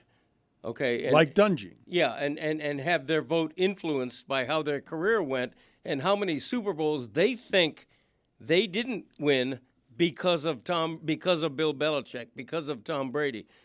Ostensibly, the writers are more neutral. Ostensibly, we're not fans of a team. We're not influenced. We didn't lose a Super Bowl because Bill Belichick won 6. Rodney Harrison telling Dungy straight to his face, he designed defenses that stopped you. That's a good line. It was a bar. No, Good it was line. a great moment for Rodney Harrison. Off the list. I turned my ire in the direction of Tony Dungy. Why with this whole Hall of Fame thing and this Bill Belichick, Robert Kraft thing, is everybody being so goddamn cute? Well, why are we being cute? You have your reasons for leaving him off your ballot. Yeah. Just say it. Tell the truth. Why Right. does it? Everyone's embarrassed now. Like, you did it. Yeah. Like, just stick to your guns. The only one who was apparently telling the truth is Bill Polian. He's actually the only one who told the truth. We were unfair to him. We were very unfair to him. Everybody was, and his son scolded us and should have. Everybody was unfair to Bill Polian. He's just a doddering 81-year-old man who couldn't remember whether he voted for Belichick or not. He was not sinister. He was not evil. Tony, let's bet the castle. Tony, I know Zaz is jealous. I've seen Zaz is always sniffing around those White Castle burgers. He's so good. He's jealous that you're the one who gets to do this today. Go ahead, Tony. Give us, let's see what it is that we're betting the castle on. Definitely, Dan. I'm going to throw the White Castle burgers in the microwave here. Yeah, dude. Hit him with a quick little 60 seconds, and we are off. Okay, so my bet the castle. I'm going futures bet again. We talk about the Western Conference. We talk about how OKC, we actually need them to stop Wemby and the alien invasion that's happening with the San Antonio Spurs. I'm going to go a little bit further down the board, and I'm going to take the Denver Nuggets plus 450 to win the NBA Finals. I know they're at the fourth seed. They're the fourth seed right now in the Western Conference. Joker missed 6 weeks or so when he got hurt here in Miami across the street at the Kaseya Center. They're playing really good ball. They were able to stabilize the boat without Joker. Joker's back in now, working back into playing shape. They've got their secondary, tertiary guys playing really well. Jamal Murray plays incredible in the playoffs. I think we're going to see some cannibalism happening in the Western Conference. Does OKC make it out? I don't know. Your mouth is watering. Yeah, it is. Your mouth, I can 7 tell. seconds left. Yeah, well, that's okay. 5 seconds but left. You don't have to keep talking. Plus 450 for the Denver Nuggets to win the NBA the Finals. sound of the microwave going off. Go Nothing ahead. better. Enjoy. Thank you. Yeah, it's delicious. Yo, bring it in here. No, I'm not going to bring it in there. My mouth's watering. Sazlo is jealous. That is a tasty burger. I'm going to take it from you. Bet the Castle is presented to you by White Castle. Hunger says eat, cravings say eat this. And with White Castle's 100% beef, grilled onions, melty cheese, and steamy bun that hold it all together, how can you not crave thy castle? Can you tell me, Chris Cody, whether Jeremy has completed the song that he has been alone and voyeuristically we've been watching him? That's been cruel. I think it's also a crime to be watching him when he doesn't know we're watching him. I saw him just mouth the F word in the living room. So. Yeah. Okay. Do you have the sound of you reading poorly while you know not? what? We don't have that. No, that's maybe in post game. Couldn't track that down. Yeah, that's too bad. Oh wait, they do have. I shouldn't have put you in charge. December, Sheets and Giggles is offering a killer deal. If you want to give something. Tough one. And folks, during December, these Sheets and Giggles is off. And folks, during December, Sheets and Giggles is offering a killer deal. If you want to give some sheety gifts to your friends and family. A buy one get one half off deal with the code ho ho ho. So unnatural. H-O-H-O-H-O. Stop. Or if you just want to try the sheets for yourself, head to boy. sheetsgiggles.com/Dan and use the code Dan. This Christmas, you can get 20% off your first order of Sheets and Giggles at It was enough. We got it right. Oh, Sheets and Giggles. Guys, Sheets and Giggles is a game changer. I never used to care what I slept on in my bed. But once I got Sheets and Giggles in my life, I'm never There's going 2 minutes left. Because I'm telling you, there's 2 it is minutes just- left of this. Put a camera on the frustrated Jeremy out there. He's pissed off at us. He's not even wrong to be pissed off at us. We sort of deserve his rage because we ganged up on him. What do you mean? He has a 14-minute question. And it's taking him a long time to make this song, but songs are hard to make. We are really putting pressure on him to quickly make songs, and he's got a certain standard, and we're watching him while he does it, and we're like bothering him. We're playing defense against everything he's doing. We'll get to JuJu here in a second and update the polls, but I wanted to ask the group of you, as it relates to this Pablo reporting, okay, because Pablo is doing an exceptional job, but I also feel like it can be off-putting and not a great look for us to sort of be grandstanding about why can't anyone else do this work or why can't anyone else bring attention to this work. The second, to me, is more important than the first. The work is too hard to do to expect everybody in media to be doing this stuff. But it's not too hard, since Pablo is taking the risk of responsibility, to then talk about what it is he's reporting without any legal risk to yourself, because you put the responsibility of it on Pablo. And I don't know how to correctly walk the line between asking the media to please pay attention to what is really good work, don't ignore it, it's hard to do what Pablo's doing, and not looking like we're grandstanding. I don't know how to do it correctly. I think we're off-putting in demanding that the media please pay attention to this. You sure are. Demanding that people pay attention to Kawhi Leonard. There are aliens with bases in our oceans. The government has told us they exist. And you're talking about Kawhi Leonard. Do we just not have the mental capacity to reconcile that we're not alone in this universe? Do we not want to do that to our theologies? The aliens are here. I haven't seen any of these aliens. What? What did you just mutter? I got it. I speak Zaz now. Yeah. What did he say? We'll get to the polls in a second with JuJu. JuJu, do you have any thoughts on Nick Wright? I imagine. When was it? Did you have a timestamp on when it is that you gave us this idea and Nick Wright just stole it to make dunks worth 3 points? Nah, man, we going to keep the respect on Nick Wright's name, man. He ain't steal nothing from me. I go the other way. I'm not like the rest of the folks in the media who get offended by stuff like that. That's a form of flattery to me and a reminder of what I was saying a couple months ago. Like, whenever I say stuff as Julian G with my tie on, it's taken a little serious, more serious than this guy right here. I know I don't do myself no favors, so just remember that great minds think alike. And if you think Nick Wright is a great mind, you kind of got to lend me that now. You did. That's very kind of you, but it's just outright thievery. There are timestamps on this. You said this a long time ago, and now Mike Ryan's coming in here all lightheaded about how great Nick was on Bill Simmons' podcast, changing the NBA, fixing the NBA, which is a go-to topic 2 days after the Super Bowl. That's how it goes, man. Like I said, I brought it in here. I said, bro, I said a couple of things about the Bills earlier in the season. Mina Khan said them about 3 months later. The whole world fell out and couldn't believe how brilliant of a take she had. I told you that the Patriots were frauds like halfway through the season. I told you they haven't played no damn body. I said, what have you done for me lately? I was in Miami when this happened. My Bills beat them. You got beat by my Bills? That tells me a lot about you. And then the world starts saying, oh, put it on Ryan Clark said it.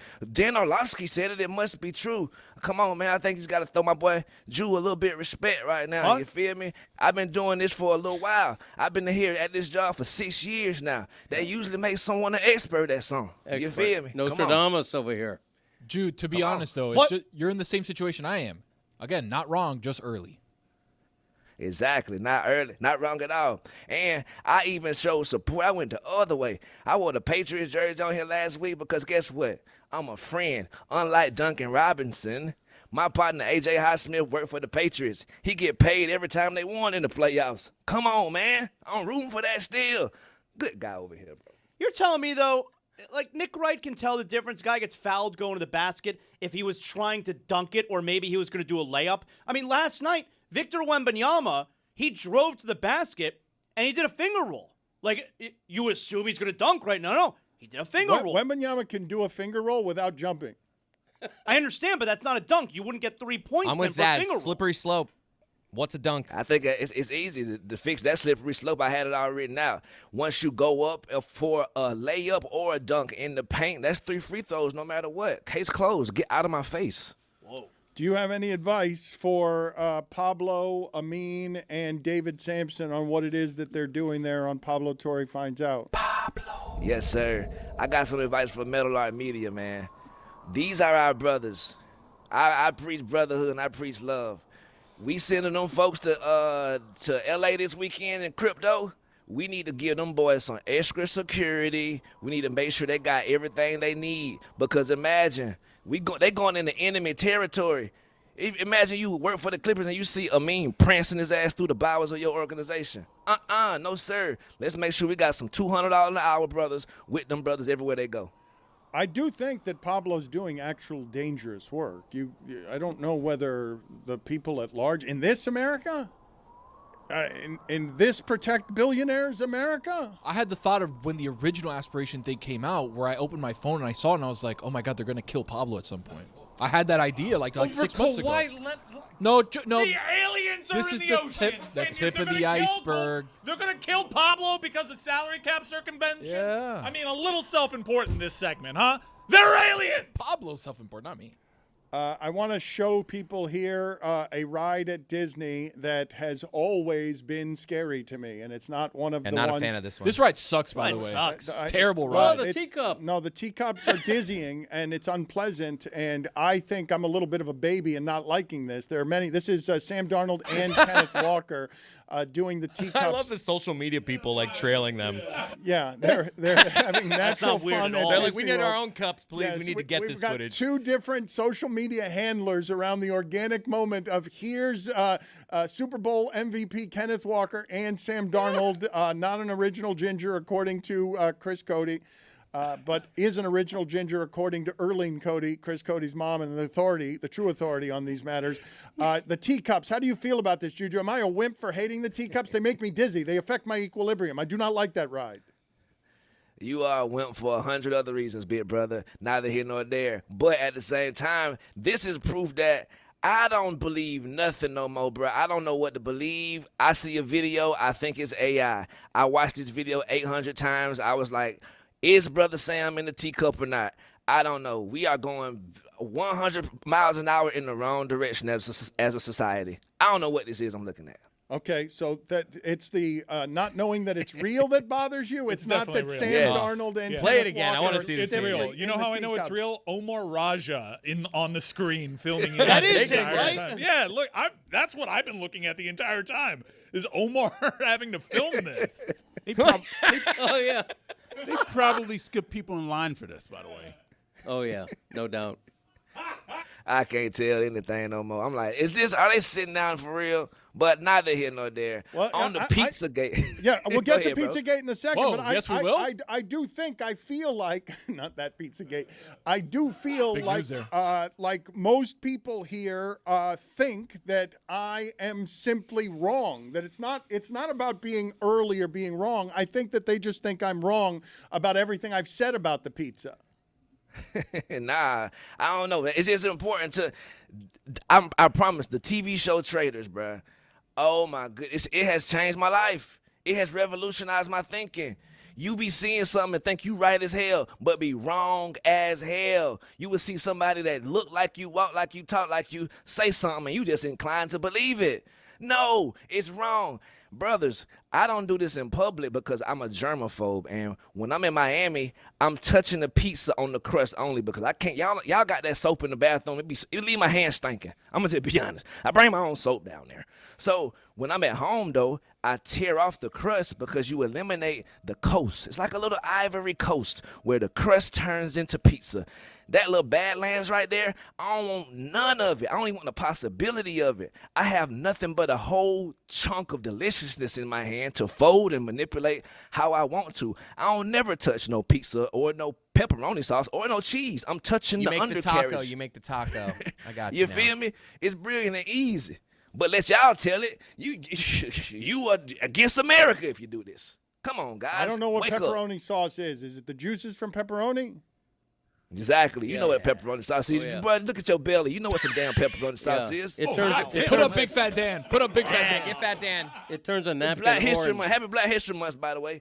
You feel me? I got some free game for the world right now. In a world that magnify hate and turmoil, just remember, bruh, your people are your people for a reason. It's really up to you to treat them special. The entire world is trying to tear them down for the mistake they made. The entire world don't believe in them. They already don't. They hate them when they walk through the door. You don't have to join in line. You feel me? Your patience and understanding is going to be the world to them. Lend it to your people. They're your people for a reason. That's how you strengthen these bonds down the road. Have people willing to die for you because you took up for them and you had their back when they made a mistake. So, free game for the world. Yeah, I could see that. At Le Batard Show, if you want to vote on the polls. And again, if we want to get love advice from Greg Cody, the telephone number is 305-486-GOTS, 305-486-4689. He's going to do this live at the end of the week. I get to feel like I make the argument that I'm not wrong. I'm just early on being fooled by the internet. I was fooled by the internet before the rest of you were fooled by the internet. If JuJu is now too old, if JuJu, our social media guy, is not savvy enough to realize that he's going to be made a sucker by the internet, I wasn't wrong. I was just early. Maybe let's not put that wording out like that. I'm savvy enough. I want to keep my job. Hold on. Whoa. But at the same time, we got breaking news out of the NBA. The NBA suspensions for the Pistons-Hornets fight has been released. Isaiah Stewart, 7 games. Miles Bridges, 4 games. Musa Diabate, 4 games. And Jalen Duren, 2 games. How many Duncan Robinson get? Exactly. He gets they gave him extra games. Yes, Eternal shame. He gets eternal shame, Duncan Robinson, from walking away. That's light on Isaiah Stewart, I thought. I thought he was going to get 10. All right. I like that it's light. League saying play on. I dig that. More fights. Coming off the bench, though, Yeah.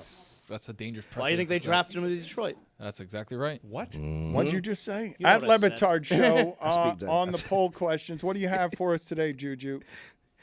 Well, I mean, this has never happened before in the history of the show, bruh.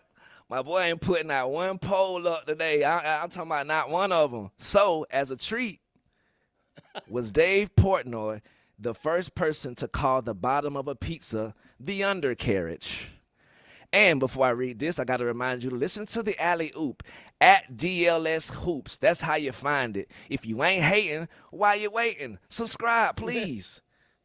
65% of the audience says yes, Dave Portnoy was the first person to call the bottom of a pizza the undercarriage, and that is your poll. All right. Thank you, JuJu. We will staple to the end of this whenever Jeremy is finished with it, the song that he spent the last hour making in a room alone, vulnerable and ashamed, because look at Tony. Tony betrayed him. I didn't betray him. Mike betrayed him. You guys, look at him. He's Mean losing. it's a quarterback, Dan. Ever heard that? He's leaking confidence. Look at him out there. He doesn't feel good. He doesn't like us very much. Playing music.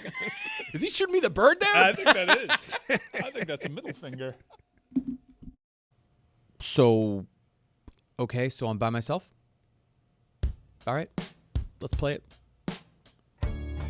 1758, Jose Cuervo would make the new perfect drink for fiestas that await with his blue agave.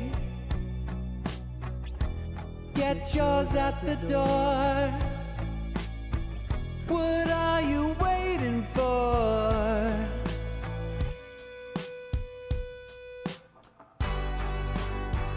And when I'm sipping on Cuervo, I feel it.